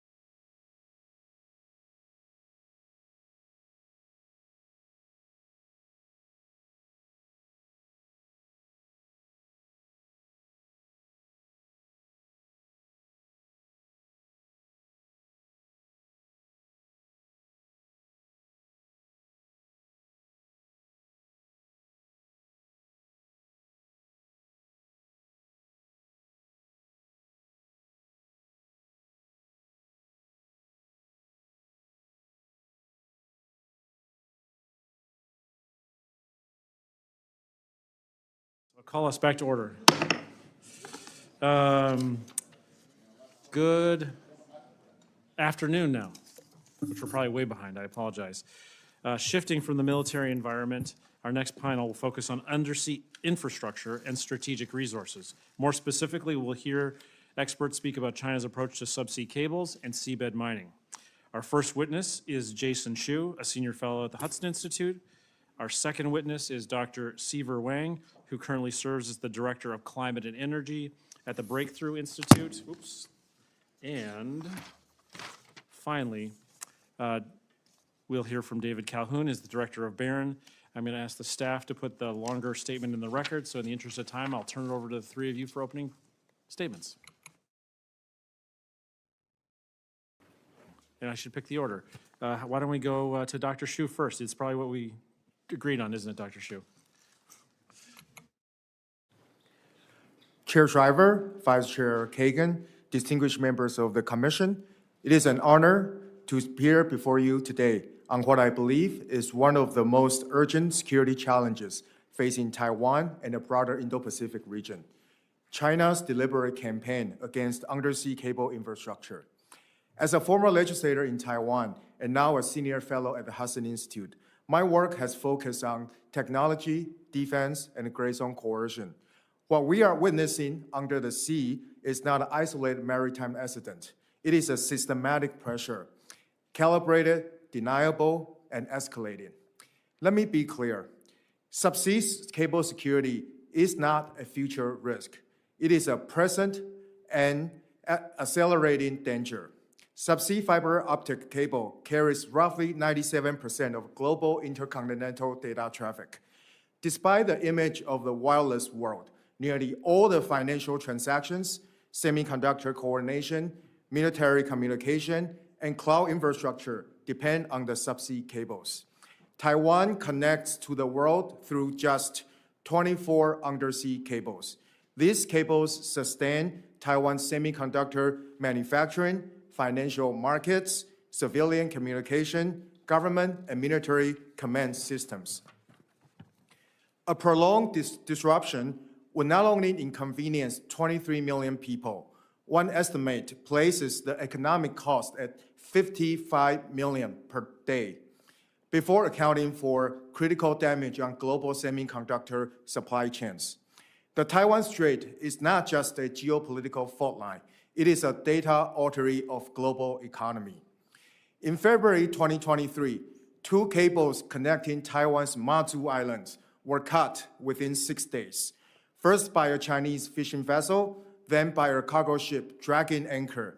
14,000 residents endure over 50 days of degraded connectivity. Between January and February 2025 alone, Taiwan recorded 4 additional cable disruption incidents, one of which involved a Tanzania flag vessel controlled by a Hong Kong company, crewed by a Chinese national, that disabled its tracking system before dragging its anchor across the key Trans-Pacific link. The vessel, Hong Tai 58, responsible for severing a Taiwan Penghu cable, had previously operated under 2 other names across 3 maritime registries. This is not coincidence. This is a shadow maritime network designed for deniable gray zone operations. Even more concerning is the growing coordination between China and Russia.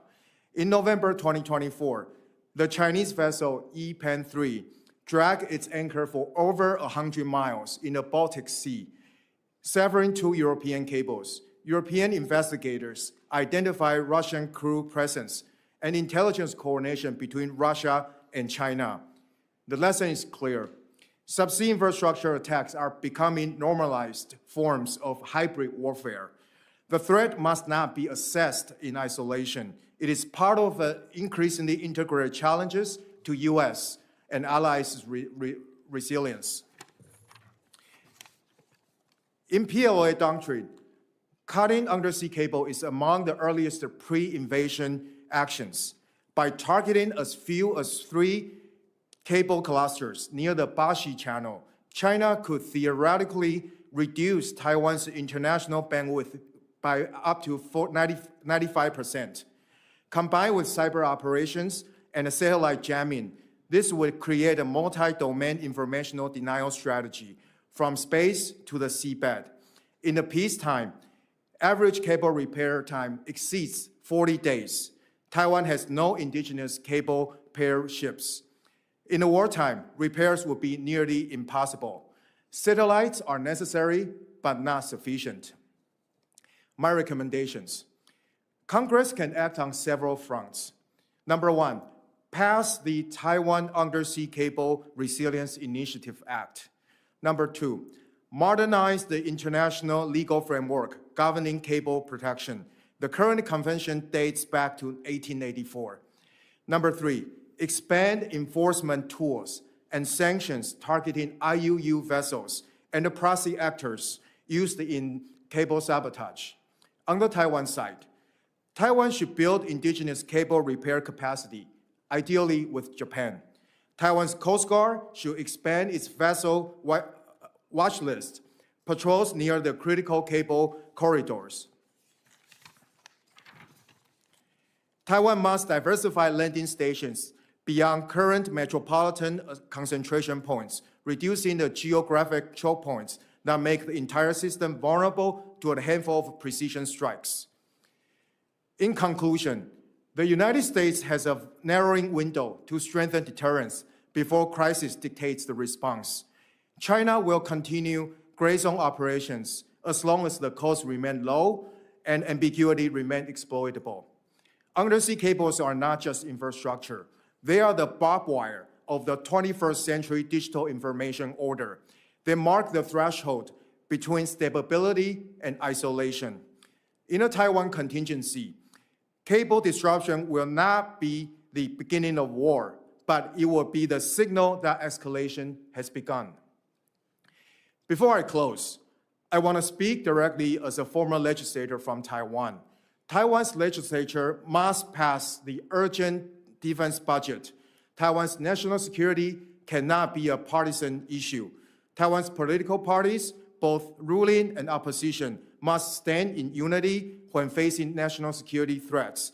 Only by strengthening our own resilience, demonstrating resolve, and backing commitments with action can we ask the world to stand with us.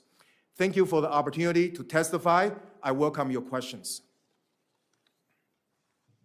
Keep going.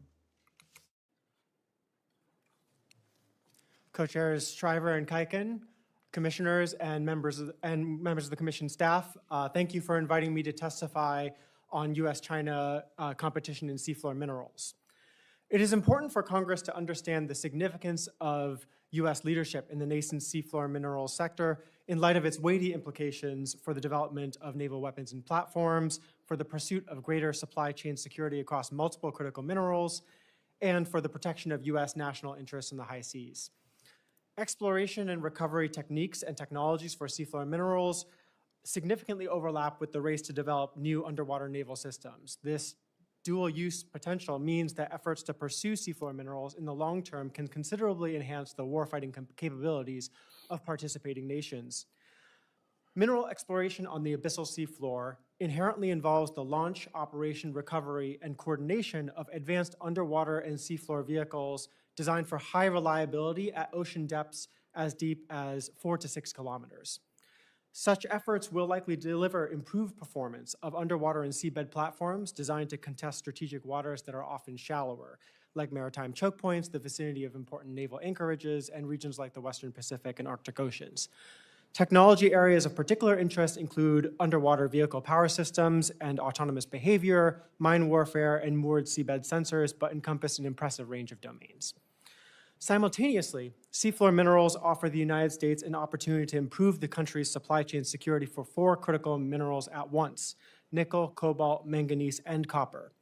Polymetallic nodules are the seabed mineral resource type closest to viable commercial scale recovery and contain rich grades of these 4 minerals. One production vessel recovering 3 million dry tons of seafloor nodules annually would, in theory, be sufficient to confer full U.S. manganese supply independence, with 2 vessels delivering full cobalt supply independence. Preliminary deep-sea rare earth mud collection tests conducted by Japan in January highlight interest in seafloor mineral recovery to benefit other critical mineral supply chains. However, most companies targeting nodules do not currently intend to extract rare earths as part of their initial processing operations. In any case, several difficult obstacles stand in the way of the U.S. being able to make meaningful use of seafloor minerals. First, companies in this sector have yet to demonstrate nodule collector systems at full commercial scale for an extended period. Field trials have been limited to collecting a few thousand nodules over the span of just several days of test operation. At the same time, onshore metallurgical processing flow sheets for recovered nodules remain incompletely demonstrated. Unreliable nodule collection systems prone to outages could in theory compromise the economics of seafloor minerals, as could delayed development of suitable processing pathways. Second, the United States also lacks suitable processing facilities and faces challenges to developing economically viable metallurgical plants. The U.S. operates no nickel smelters, no cobalt processing, no manganese smelters, and just 2 copper smelters, with no existing facility available and suitable for conversion to handle nodules as a feedstock. The Chinese steel and non-ferrous metals sectors, by contrast, possess ample technical expertise and processing capacity, in addition to vast downstream capacity to process seafloor minerals into battery cathode active materials, specialty steels, and stainless steels. Third, regulatory and political pathways that would allow the U.S. to exploit and access seafloor minerals pose continued uncertainties. The United States is not a party to the UN Convention on the Law of the Sea, or UNCLOS, and last year asserted the right to unilaterally issue licenses and permits to U.S. citizens to explore and exploit polymetallic nodules in high sea waters beyond national jurisdiction. This firmly sets the U.S. apart from procedures to pursue seafloor minerals in international waters through the International Seabed Authority, or ISA, established by UNCLOS. Yet at the same time, U.S. federal seafloor mineral licensing and permitting pathways have no precedent for actual use and require substantial revision and modernization to make them fit for purpose. Meanwhile, seafloor mineral deposits within U.S. sovereign waters remain relatively less characterized and require further assessment for commercial potential. Additionally, opposition to seafloor mineral activities by many environmental and civil society groups remains prevalent and organized. Overall, collector system and processing considerations, in my view, make it difficult to imagine polymetallic nodules contributing meaningfully to U.S. mineral supply on timescales of much less than 5 years, even with a fast-paced crash program. Yet this is not particularly different from long lead times facing broader mine or smelter projects in the United States, making seafloor minerals worth contemplating as part of overall U.S. critical mineral strategy, which must necessarily plan over the next 5 to 10 years. The seafloor minerals sector may also emerge as a new dimension in which the U.S. and China compete to exert geopolitical influence and exert de facto control over ocean regions and sea lines of communication. China has already explored or secured bilateral cooperative agreements with small island nations like Kiribati and the Cook Islands to partner on seafloor minerals exploration, strengthening Beijing's diplomatic ties across the Pacific. Meanwhile, China's international seafloor mineral claims through the ISA and potential mineral recovery operations in the future establish avenues for persistent Chinese naval and civil maritime presence in high sea regions of the Central Pacific. Such considerations highlight seafloor minerals as a potentially disruptive domain with multiple vectors of strategic significance. Yet the U.S. government will need to proceed calculatingly to advance a varied set of military, critical minerals, and geopolitical interests. The U.S. should particularly prioritize mineral resource development in U.S. sovereign waters and partnerships to develop resources in the exclusive economic zones of partner countries. Such partnerships could emphasize technical cooperation, collaborative scientific surveys, coordinated regulatory development, collaborative downstream supply chain agreements, and resource area environmental protection. Meanwhile, federal policies should mobilize domestic scientific resources to accelerate federal regulatory development, intensify mineral resource mapping, study mineral processing approaches, and improve technologies and practices for minimizing environmental impacts. Congress should consult the U.S. Navy to explore ways to leverage the dual-use potential of relevant underwater vehicle and technology capabilities. Finally, Congress should pass legislation to correct key weaknesses of the Deep Seabed Hard Mineral Resources Act and to clarify the status of international seafloor minerals arriving in the U.S. and partner countries for policy program eligibility and trade purposes. I look forward to further discussion and to addressing your questions. Thank you. Thank you very much, Mr. Calhoun. Chair Shriver, Vice Chair Kuyken, distinguished commissioners and staff, thank you for the invitation to testify. I'm honored to support this important hearing. 2 years ago, I worked with my colleagues at Barron to publish Deep Sea Minerals, the next arena of U.S.-China competition. In sum, seabed minerals have the potential to transform mineral supply chains, naval warfare, and the global balance of power. Today, the United States lacks mineral security while its primary adversary, China, has established itself as the world leader. If China can secure a leading position in seabed minerals, it will make America even more vulnerable to coercion. This industry will reshape the geopolitical landscape. There will be winners and losers. 3 factors will contribute to commercial extraction of seabed minerals within a decade. First, the potential gap between mineral supply and demand in the next 20 years. This is due to the growing adoption of mineral-intensive energy sources and increased electricity needs for artificial intelligence. Second, global dependence on a relatively small group of critical mineral sources. Both America and China want to reduce their import reliance and increase their mineral security. Third, the quantity and quality of seabed mineral deposits. According to one estimate, the Clarion-Clipperton Zone has more manganese, tellurium, nickel, cobalt, and yttrium than terrestrial reserves combined. Collectively, seabed minerals constitute one of the greatest untapped resource deposits on Earth. In the words of one Chinese think tank scholar, the advent of deep-sea mining is inevitable. Our report found that seabed minerals will revolutionize the importance of maritime borders. This is evident in China's efforts to secure contracts at the International Seabed Authority and win what Chinese analysts are calling a blue land rush. China's de jure exclusive economic zone is only the 33rd largest in the world, but China disagrees. The well-documented hypocrisy of its formal ratification of the UN Convention on the Law of the Sea, while disregarding the 2016 Permanent Court of Arbitration ruling, is factoring into its interest in seabed minerals. Beyond expanding its maritime borders, China sees ISA contracts as a long-term strategy to add to its blue territory. As a result, China's prioritization of seabed mineral technology is unparalleled. Over 1 month before President Trump signed the executive order securing America's offshore critical minerals and resources, China's government work report labeled deep-sea technology a strategic emerging industry. In the intervening weeks, Chinese provincial and municipal governments promulgated plans to develop their blue economies, advisory firms published forecasts for the sector, and companies involved in undersea technology fielded questions about their plans to enhance their undersea capabilities. Chinese SOEs are playing a large role. Beijing Pioneer, one of China's ISA contractors, reportedly is now a subsidiary of China Merchants Group. A subsidiary of China Minmetals, Changsha Research Institute of Mining and Metallurgy, CRIM, is another prominent example. CRIM is a former government research institute that secured China's first seabed mining-related patent in 1996 and has played an integral role in almost half of China's major seabed mining tests. Other major SOEs have also published reports praising the potential of the undersea technology sector. China is actively attempting to address its remaining weaknesses. An experienced Chinese deep-sea researcher claimed in 2024 that China suffers from an over-reliance on foreign imports and described the prevailing mindset as, quote, buying is better than making. Also in 2024, a prominent Chinese engineer described a 5 to 10 year technological gap between China and the West. From the outset, China's seabed mineral R&D has relied on Western partners. Between 1996 and 2000, Cybernetics, a French company with a specialization in undersea robotics, worked with CRIM to create China's second collector vehicle. A more recent example is Global Fortune 500 member CRRC Group subsidiary Times Electric's 2015 acquisition of Soil Machine Dynamics. Challenges remain in localizing production, transporting minerals from the seabed to the surface, and conducting integrated operations. Despite these issues, China believes it can leapfrog its rivals. An internal Barron estimate shows China has well over 1,000 seabed mining-related patents compared to fewer than 50 for U.S. entities. Perhaps as a result of these efforts, one Chinese industry leader claimed in an August 2025 interview that China's remotely operated vehicles are already at the same level as its Western rivals. China is catching up. 3 policy recommendations. First, monitor China's progress. We are flying blind. The most recent U.S. Geological Survey country report for China is for 2023.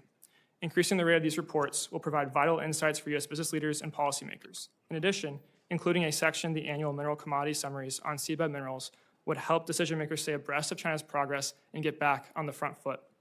Second, identify abundant deposits. In the past months, U.S. research vessels have helped strengthen ties with the Cook Islands. These voyages provide a model for future U.S. efforts to bolster its network of alliances in the Pacific and will support responsible extraction operations in the future. Updated resource estimates from these voyages will also encourage the flow of U.S. capital to promising projects. Third, build American leadership. The involvement of state-backed institutions insulates Chinese entrants from the regulatory and financial risks facing U.S. entrants.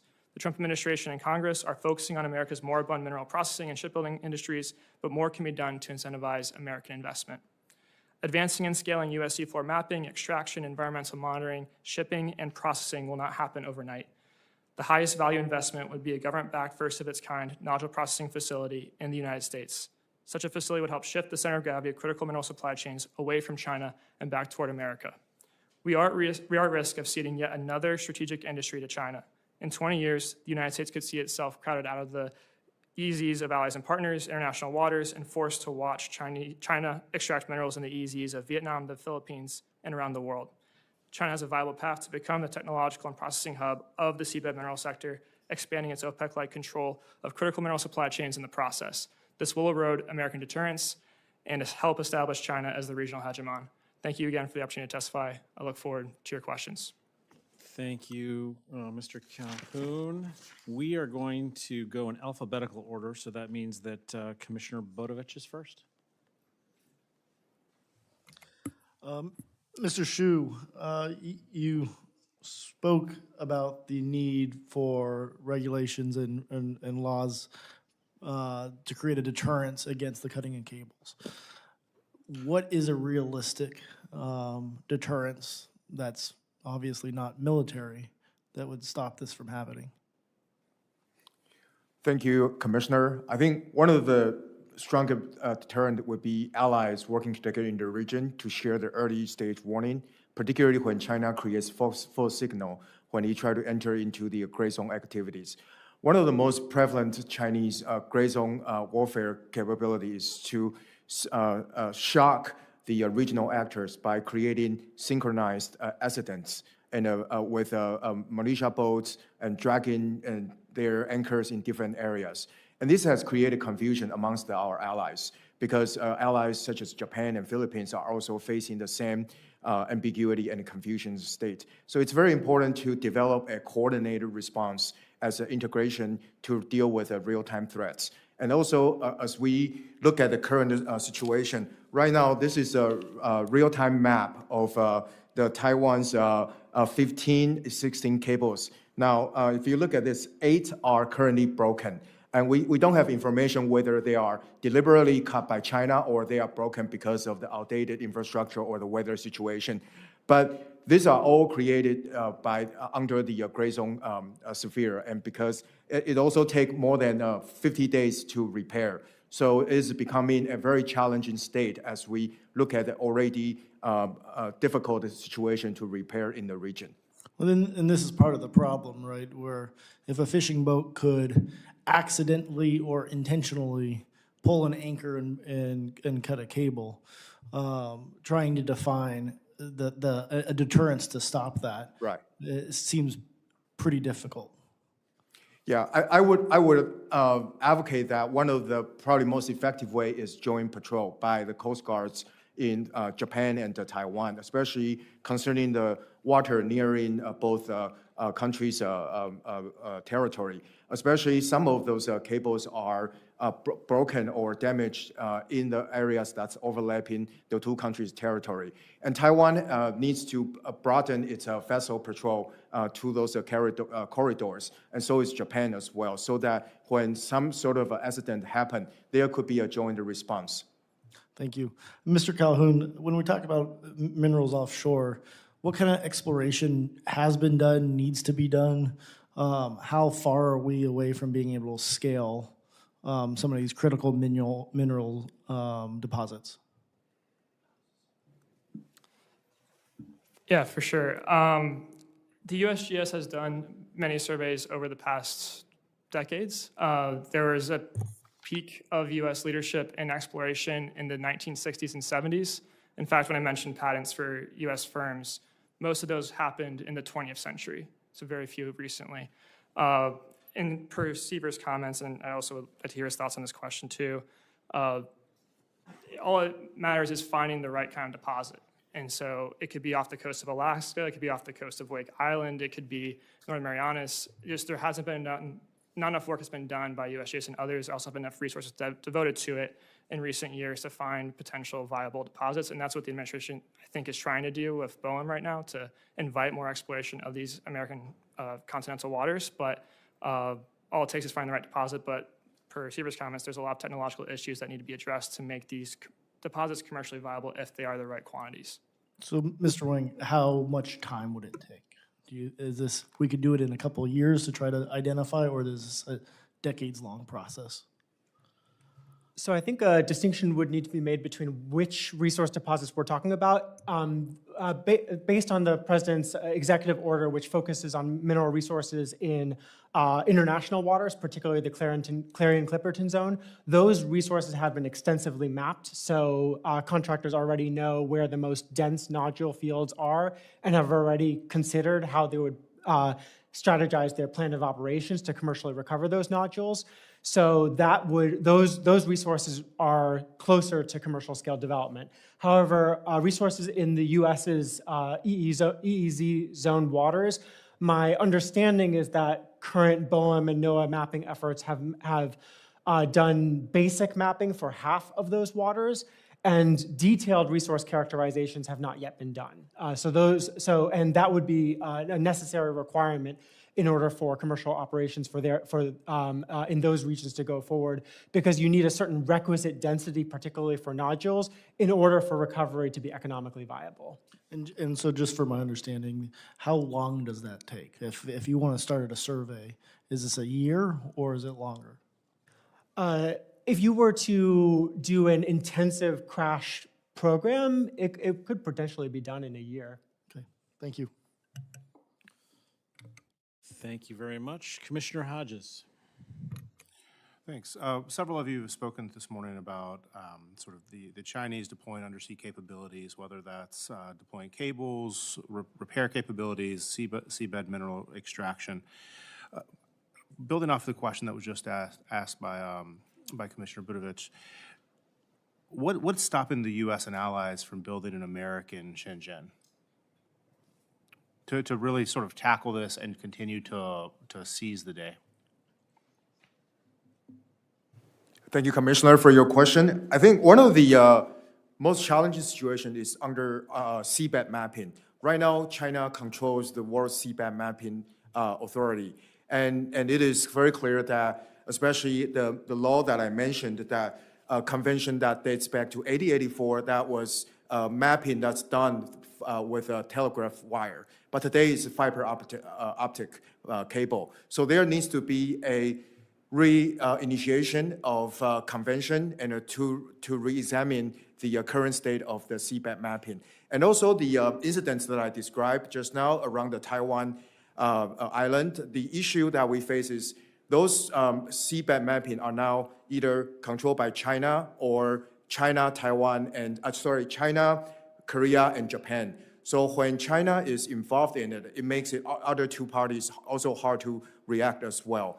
And secondly is to harden the physical facilities around those areas, especially for the redundancy and also the data storage build-up as well. I mentioned that there are 4 cables are being cut, have not been repaired by the Taiwan authorities. And those are the same cables that share data by Google, Amazon, and Tesla and Apple. So those are also deliberate targeting on the U.S. Technology assets as well. Great. And Mr. Wang? Commissioner Hodges, may I clarify the question, what is required to build an American Shenzhen? Yes, I guess the question I'm kind of thinking through here is, as the United States, as sort of the policymakers are looking at this question, there's a huge amount of tailwinds building off of the executive orders that have been put forward. There's obviously, per your testimony, a lot of opportunity here. What's stopping us from actually taking advantage of that opportunity? Yeah, I think it's important not to underestimate the obstacles that are standing in the way of the U.S. actually making commercial use of seafloor minerals. So one set of obstacles I outlined is regulatory uncertainty. In addition to developing the licensing and permitting system to enable companies to potentially collect these minerals, there's a lot of uncertainty around the environmental standards that they will be held to. And those performance-based standards need to be adequately developed. I would also point out a lot of market uncertainty. There has been a lot of price volatility in nickel and cobalt markets, in particular in recent years, and that does create some potential economic headwinds regarding the precise margin of profitability of seafloor mineral collection, particularly given the operational considerations I've mentioned. And then finally, there's a key set of obstacles around capability gaps. So first off, demonstrating that collector systems can work reliably, and second off, processing is a major gap, as both David and I have emphasized. Yeah, building on those comments, as I mentioned in my testimony, it's regulatory and financial barriers right now, and the risks facing U.S. investment are significant without any clear prospect of getting a return on that investment. And so right now, the efforts at BOEM to increase opportunities for exploration in American territorial waters is a promising step. Right now, you don't just have a Shenzhen in China, you have a Sanya, you have a Guangzhou, you have a Shandong, you have all kinds of different areas of the country that are mobilizing behind this effort. And so I just think it's really important for us to take into consideration for Admiral Studman's comments about us being distracted. I do think we are distracted right now from how much of an effort China is putting into being able to commercialize these operations. And even though it might be 10 years, that still is like relatively short for a mining operation. So we need to be very aware of the threat.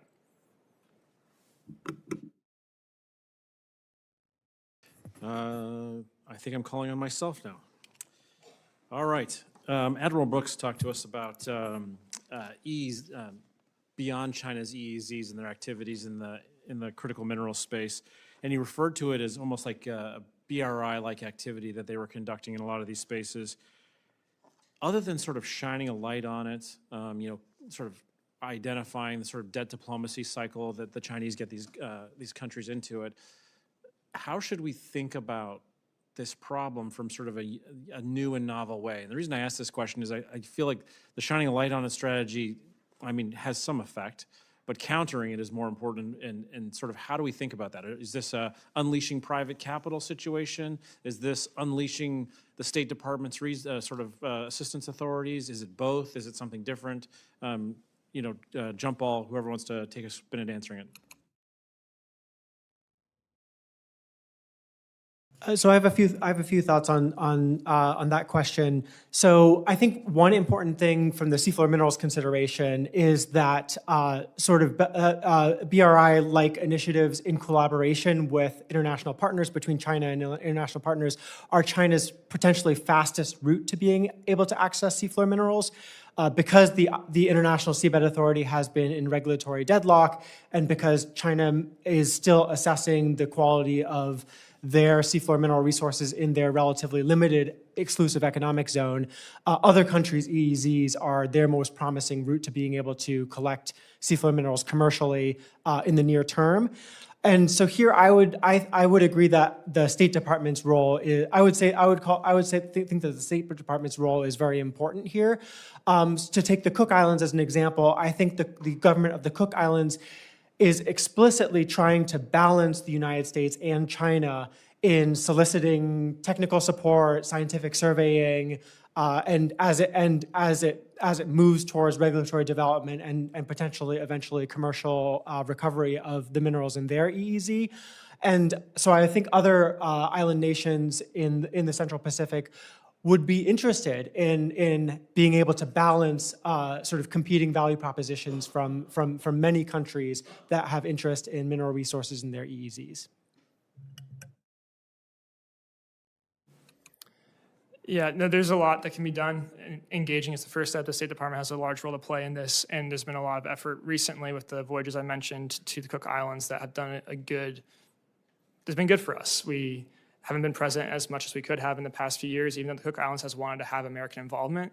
Generally speaking, there is a greater affinity for the Pacific Island states with the United States when we do engage, and there's a lot of people in Washington have done a lot of great work on this topic, ways the United States can engage. I know Andrew Harding at Heritage Foundation has done a lot of work on this. I recommend it to you all. But yeah, there's a lot that can be done, and showing up is the first step, and that's what we started doing last fall, but I encourage more of that. Mr. Calhoun, you had talked a little bit about the Chinese companies that are active in this space. I didn't hear you talk about sort of European, American, or allied countries that are active in this space. Who are the sort of the companies that are not Chinese that are, developing technology to sort of exploit these resources to make sure that, the engineering problems have been solved and the science problems have been solved so that we can start, building whatever capabilities we need. Yeah, for sure, and Seaver can add on to this as well. There's the Metals Company, of course, which has been active in the Clarion-Clipperton Zone, a Canadian firm that has also been seeking an alliance with a license with NOAA recently, and then there's also in Belgium, Global Sea Mineral Resources under the DEMA group that has been very active in the Clarion-Clipperton Zone as well, and they also have, I believe, a subsidiary in the Cook Islands who's been active there. There's also 2 U.S.-backed firms in the Cook Islands, so there's 3 companies that have exploration licenses in the Cook Islands. None of those are Chinese. 2 are U.S.-backed, 1 European-backed. There's also Transocean, based in the United States, that's been involved as a key operations element for these companies, I think including one of the Cook Islands companies. And then also All Seas has been one of the main partners with the Metals Company.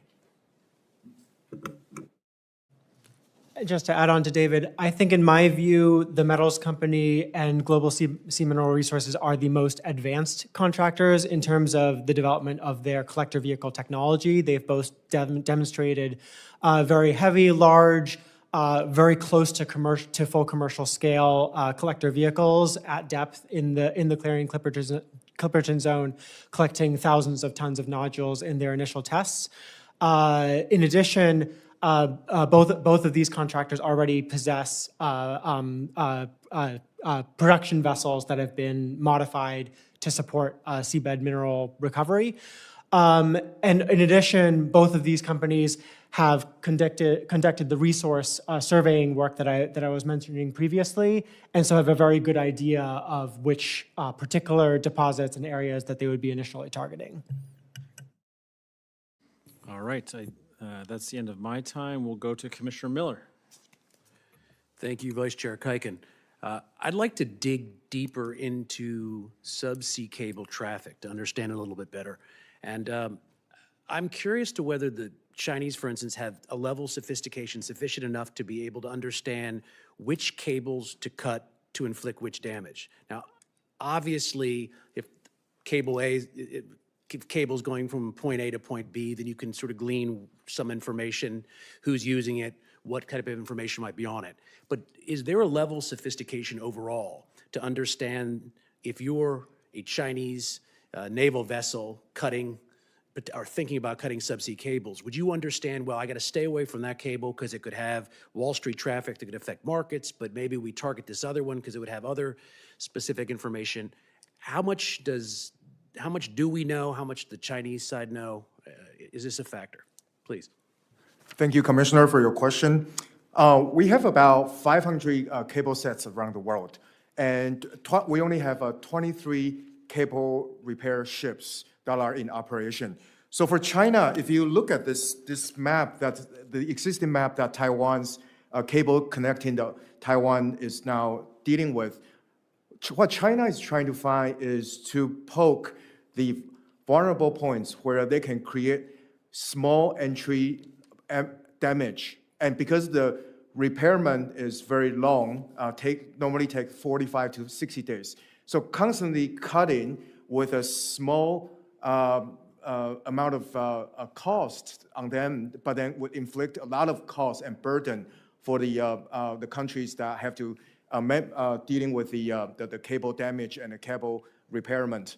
Now, concerning how sophisticated China is in terms of where to damage those cables, they are particularly targeting on 3 major cables that connecting Taiwan, Philippines, and as well as one other cable connecting Taiwan, Hong Kong, and California.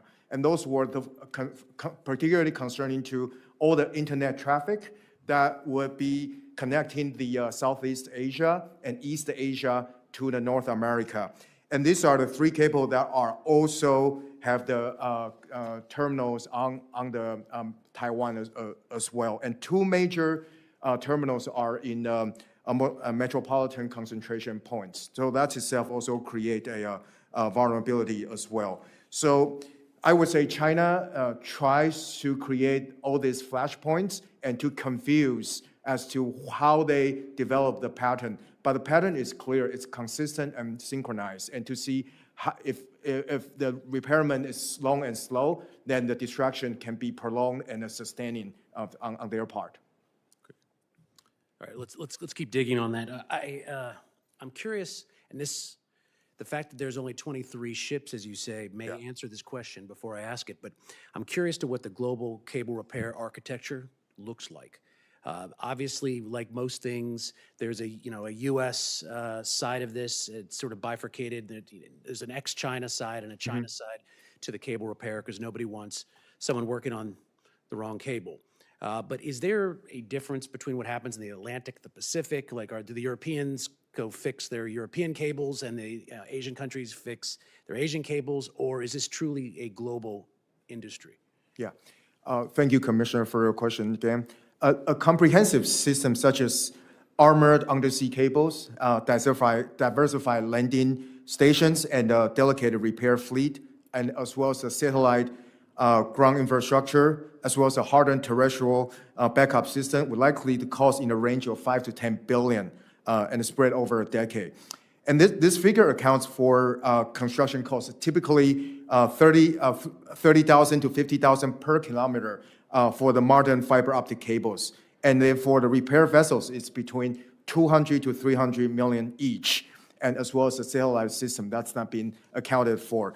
And again, countries that are now coming to deal with these situations are overwhelmed. And because this situation happening are sporadic, but also difficult to spot and yet synchronized. So the way to really look at this is to develop a air, sea, and land comprehensive integration communication system.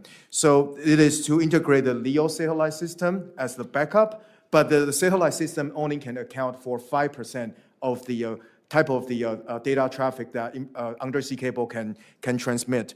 But secondly is to harden those facilities and to develop a regional coordinated alliance patrol system so that when these militia boats, often they disguised in fishing boats or cargo ships, can be spotted when they are acting suspicious in the region. And then lastly, I would just say that it is in an urgent need to revamp the sanction system as well as the penalty that would punish the proxy actors. Right now, the incident that I described for the Hongtai 58, they are flagging Tanzania flag in around the Taiwan, but then they are cutting those cables. And it is under the international law that the ship that flagging the country can only be the jurisdiction state that can punish the wrong actor. So it is very important to re-examine the existing legal framework to deal with this issue in a more coordinated and comprehensive manner. Okay, thank you. Sorry. Commissioner Shriver is making me do this twice. Commissioner Price, you're up. Thank you, and thank you all for your testimony today. I want to go to your recommendations. The most important thing we do every year, in my humble opinion, are the recommendations that we give to Congress. So I'd like to ask each of you a question in relations to your recommendations. I want to start with Mr. Calhoun.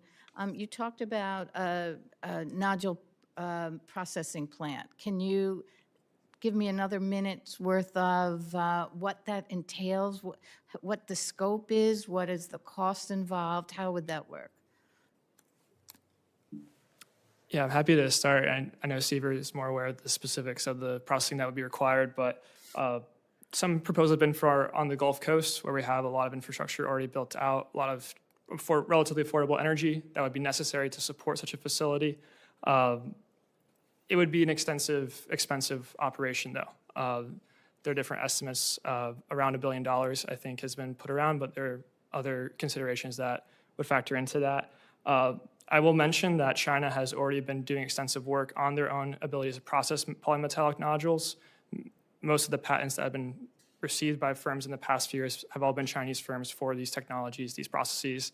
And there was a recent operation that Crim did as a subsidiary of Minmetals, which, again, there's a lot of overlap in capabilities within Minmetals that would be well suited to build out a very effective Chinese seabed mineral sector that we don't have domestically right now. So when you talk about building it out domestically, are you talking it as a public-private kind of partnership? What's your? It could be public-private. In my recommendations, I do think government-funded, government-backed, that's been thrown around by the Department of Energy in the past, to have a fully government-funded operation to de-risk investments for other aspects of the supply chain. Because right now we don't have a lot of this expertise domestically, and it's very cost-prohibitive for investors to go to these projects with this elephant in the room. Thank you. Dr. Wang, you can continue on that one, and then I have another particular question. Thank you, Commissioner Price. A few things I would add. First, under the Deep Seabed Hard Mineral Resources Act, any minerals collected in waters beyond America's national jurisdiction, like in the Clarion-Clipperton Zone, are currently required to be processed in the United States. So one of my recommendations was that this piece of statute in DSHMRA might be revised slightly to merely bar minerals recovered from going to foreign entities of concern. And this would open up additional potential U.S. partnerships. Because, for example, one other promising region that has been floated for nodule processing is Eastern Canada, somewhere in the St. Lawrence tributary, where there's also a lot of abundant, affordable, and also clean energy. And Canada also has a lot of experience in nickel processing. I would also indicate another difficulty being that a nodule processing facility, first off, it would have, in order to support commercial scale recovery, it'd have to support a throughput of around 3 million dry tons of nodules per year. And that kind of facility implies such capital expenditure and operating expenditure that it would need to run at a very high output in order to be economically viable. It would have to run, essentially 95% of hours of the year.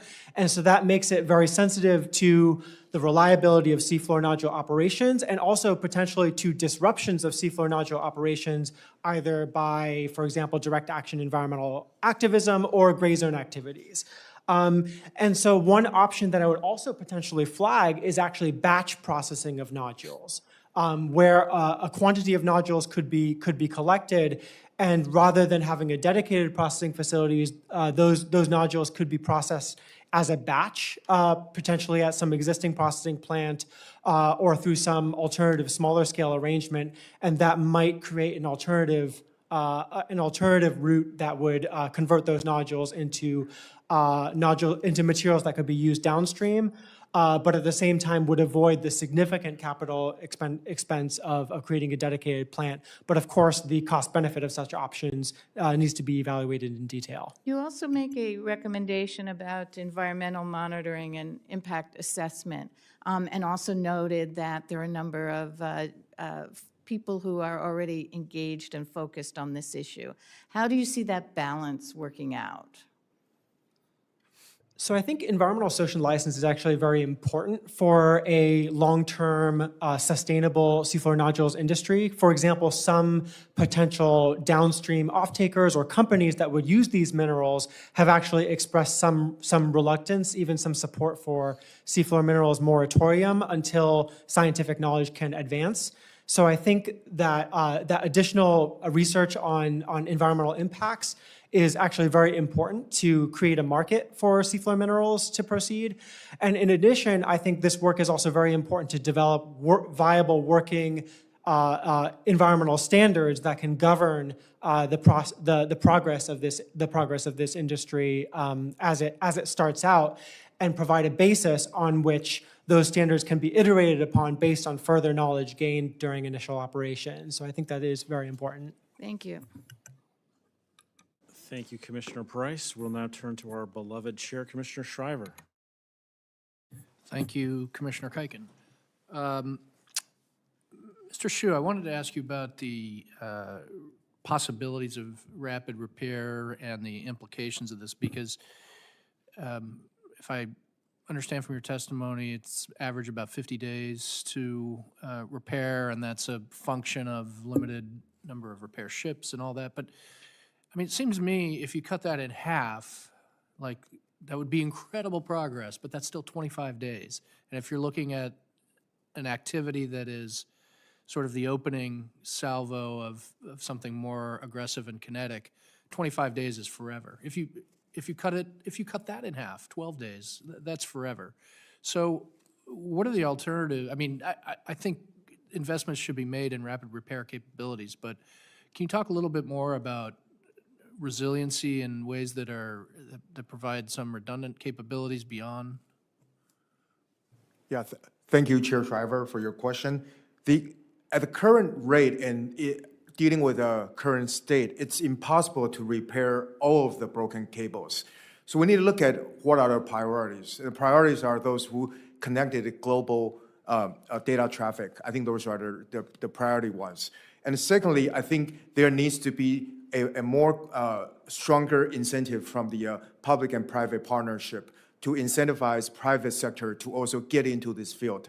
I mentioned that Japan has cable repair ships, and it is owned by NTT, and it's Japan's major telecom company. And there's no reason why Taiwan's Taiwan Mobile or Zhonghua Telecom or their state-owned telecommunication company can build or work with our allies to share those capacity as well. So that's number one. And secondly is to build redundancy of those data.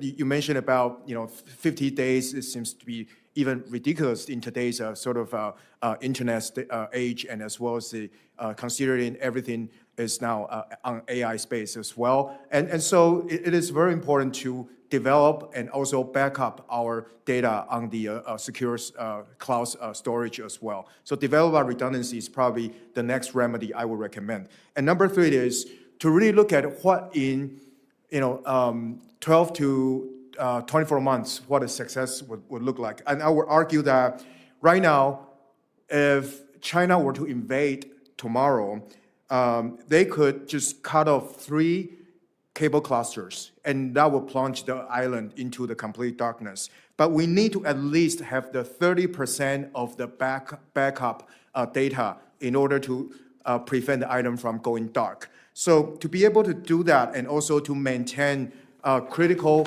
military communication cables for the C2 and the essential government functions, we need to have at least 30 to 35% of the data traffic running. And I would say that's the minimum. And I would say in the stage 1, focus on having those data availability. And then lastly, in the next 3 to 5 years, Taiwan should be able to own at least one data repair ship, because this is also concerning to South China Sea and as well as other adjacent water areas as well. Thank you. Shifting gears to the other topic here. I don't think anybody's mentioned the role of Department of Defense in this particular space, and I have some awareness of what the Office of Strategic Capital is trying to do. Whenever you talk about commercial viability, totally understandable, but it also triggers some of us because the Chinese don't typically care. They subsidize or they make investments really that are not commercially viable for the purposes of cornering a market, and if it's only if something is commercially viable, we're going to end up right where we ended up with in other spaces like foundational semiconductors and other areas. So could you comment a little bit on what the Department of Defense might be able to do in this area in terms of developing not only technology but the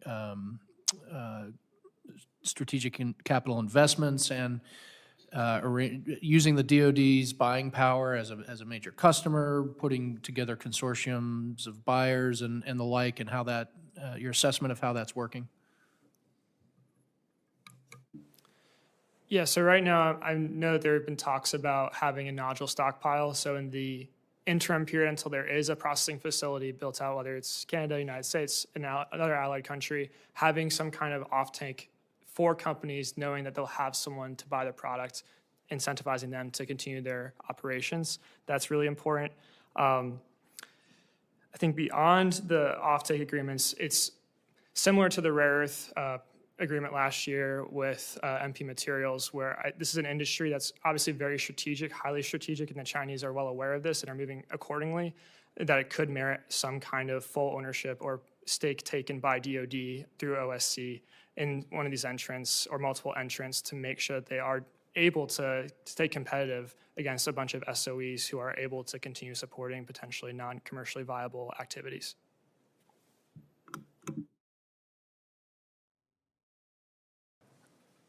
Yeah, I suppose I might actually inject a bit of a note of caution on an equity-like stake being taken in seafloor mineral companies at this stage.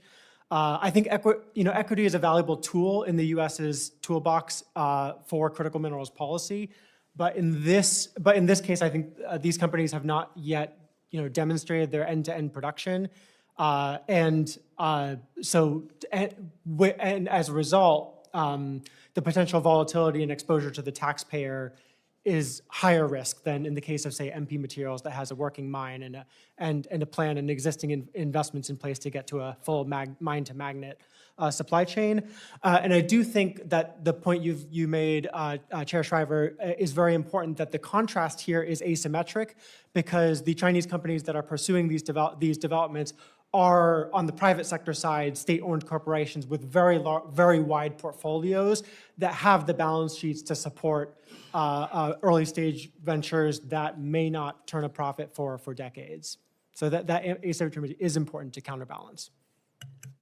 Yeah, Chair Schreier, also just to answering the other commissioner's question about the cables that are cut that are concerning U.S.'s strategic assets. There are 5 cables: East Asia Crossing, Flag North Asia Loop, Reach North Asia Loop, Asia Pacific Cable Network 2, Asia Pacific Gateway, Pacific Light Cable Network, Trans-Pacific Express. These are the sets of cables that are mostly heavily damaged and also impacting transatlantic Asia-Pacific network, as well as the Indo-Pacific Alliance's communication.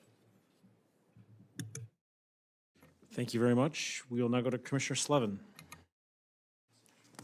Thank you. Maybe picking up a little bit from the chairman's question too, the commission has given a lot of thought to the Defense Production Act over the years and how to use its various tools for resiliency in strategic sectors. Congress is giving thought to it. TPA needs to be reauthorized, I believe, this year. And I think the administration's been pretty thoughtful and strategic in invoking DPA for the financing and grant side with MP and I think even looking at other sectors. And I think the EO, correct me please, also calls for exploring DPA for more seabed mineral mining processing. Curious, kind of a jump ball as well, but interested in your thoughts about the use of DPA here, connecting it more to seabed mining, what operationally might be required to actually take that step versus sort of exploring it and thinking of it, prospectively. Maybe Mr. Wong, interested in your thoughts to begin and invite others to comment. Certainly, I will echo David's point that discussions have been. Some people have discussed the viability of stockpiling nodules, which can be stockpiled. They've been stockpiled essentially on the seabed for millions of years already. So they're very stable, and DPA is a powerful authority. The point I would make, though, is I think that before demand pull and incentives come into play, it's really regulatory red tape that needs to be addressed in order for this to be a viable enterprise. Because these are, first off, untested licensing and permitting pathways, and second off, because there are these sorts of bespoke obstacles within the Deep Sea Seabed Hard Mineral Resources Act in particular, which actually make it, you have to use a US flagged production vessel and at least one of the transportation vessels has to be U.S. flag, which isn't something that any of the current contractors have in their operating vessel fleets. And then you have to do U.S. processing. And then there's the question of also, I think, like long-term political support for this sector, because under DESHMRA, the president and the NOAA administrator have significant authority to exercise discretion in pending license applications or to alter the terms of seafloor mineral licenses. And so these are red tape. These are areas of red tape that create significant uncertainty that I think have to be addressed before we talk about incentives or demand pull. Yeah, Mr. Callan. Yeah, obviously it's a powerful tool. I think in addition to potentially helping with the processing facility, with stockpiling, but I think also infrastructure in the Pacific. The port of Pago Pago and American Samoa is a potential spot where transshipment could occur for polymetallic nodules procured by U.S. firms. And so I think there's a lot of ways that that tool could be utilized to also strengthen our presence in the Pacific with our U.S. territories, but also potentially with the Cook Islands, Kiribati, other countries interested in this. Thank you. Mr. Su, any other comment? Okay. Mr. Vice Chair, I'll yield back my time. Thank you very much. We'll now turn to Commissioner Stivers. Thank you. Mr. Xu, on cutting undersea cables, the Chinese government has argued they've never cut the cables of any country. How would you respond to that? And you talk about in your testimony this attribution challenge that Chinese entities, they say that's an accident and there's mere coincidences. How do we overcome this attribution challenge and how do we better respond to it? Or how does Taiwan respond to it or Japan or whoever cables are being cut? Is it just a defensive approach that we should take, either sanctioning entities, even though their attribution changes? Is that enough? Or should there be a very a proactive retaliation? What would be the most effective way to respond? Yeah, thank you, Commissioner, for your question. And again, this cable cutting behavior is very difficult to monitor, and it's also difficult to be tracked as state-backed activities. And it is arguably challenging to even pin down Chinese PLA is behind this. But on the spot, when the Taiwan's Coast Guard is dealing with this situation, and from the various sources, Chinese authorities are involved, especially when it was tracing back to the financier of the boat, as well as how the boat registries are shifted and as well especially operated by the Chinese nationals and also captains that are part of it. And Taiwan, in a recent incident, have actually prosecuted a PRC national captain that actually responsible for cutting the cable. So to many countries that are dealing with this situation, it is to keep a very vigilant stance and in monitoring the situation. Because once the cables are cut, it's very hard to repair. And again, those are not major ships that are cutting those. Those are small commercial cargo ships as well as even fishing boats that are messing around in the area. And now concerning the sanctions and as well as penalties, I think one of the important things is that the jurisdiction and the control over the vessels registered under the country's flag pertains the authority to exercise the jurisdiction right. And that needs to be changed, especially when the flag that are flying under one certain countries and can only be prosecuted by the complicit or uncooperative behavior, then that's very difficult to do. So U.S. Needs to play a role in looking at this and especially to coordinate ways to develop a more integrated response when it comes to this multi-registries and constantly shifting operational flagging situation. Okay, thanks for that answer. On page 6 of your testimony, you describe China's process in the South China Sea of withholding permits for cable projects of other countries. that transit through the South China Sea.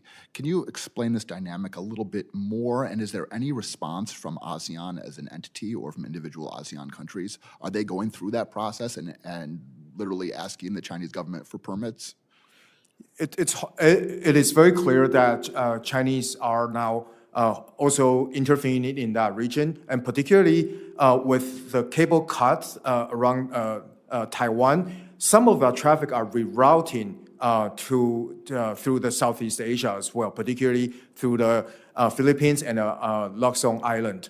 And those are the type of areas that China claim they also have the rights as well, and so they are performing the inspections and claiming that they also have the rights to have a say. And I mentioned to you that because the current mapping of the global cable is also administered by China, Japan, and Korea. And so China effectively has a say as to how to further investigate the issue. So that has becoming a big problem as well. Okay, thanks for that. If I can indulge for one more minute.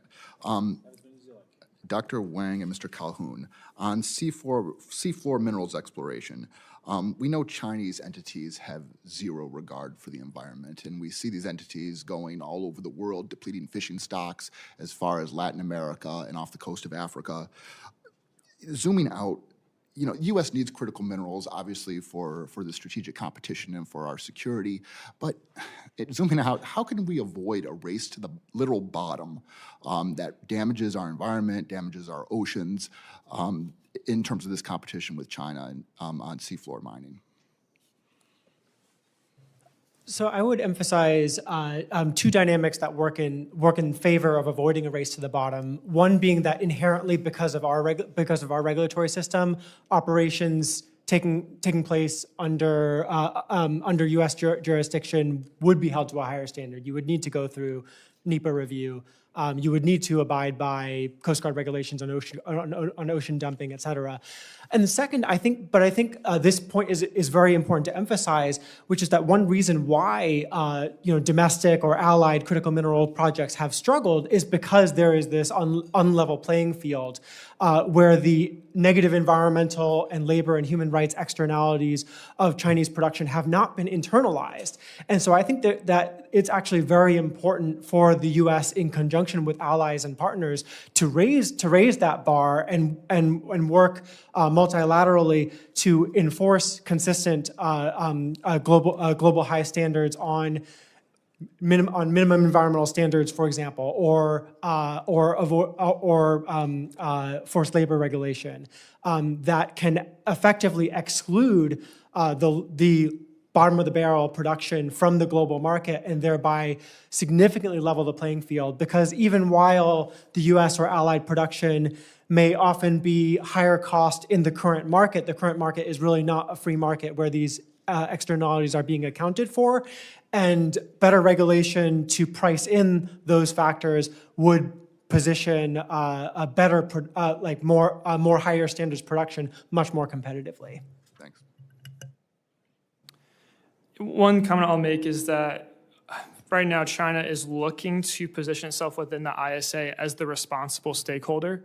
And so currently they have a call for papers right now through the Journal of Applied Oceanography for environmental impacts and management strategies for the development of deep-sea polymetallic knowledge resources in 2026. So right now China, especially after the executive order was released by the Trump administration, sought to portray itself as a defender of environmentalism and as the positive actor in this space, when my testimony, I believe, shows that China is indeed the most active in trying to exploit these resources. So I think being able to be aware of their efforts to extract these very valuable critical minerals is in tension with their outward stance of being pro-environment in this regard. But also, China views this as an engineering problem, something that can be solved. And I think right now, the United States would benefit from taking some of that mindset when it comes to this space, because on the surface, seafloor minerals have a great potential to be one of the lowest impact sources of critical minerals in the world. Life's measured in grams per square meters versus kilograms per square meters in a lot of the key mining areas in the world, and also avoid a lot of the the most significant, really damaging externalities from terrestrial mining. And so that means there's a lot of ways to manage those impacts on land, but right now in the sea, we're, I think, not being creative enough about the possibilities to do it efficiently and also sustainably. Thanks. Thanks for your indulgence on the time. Thank you very much, Commissioner Stivers. And with that, I'll thank our witnesses for their testimony.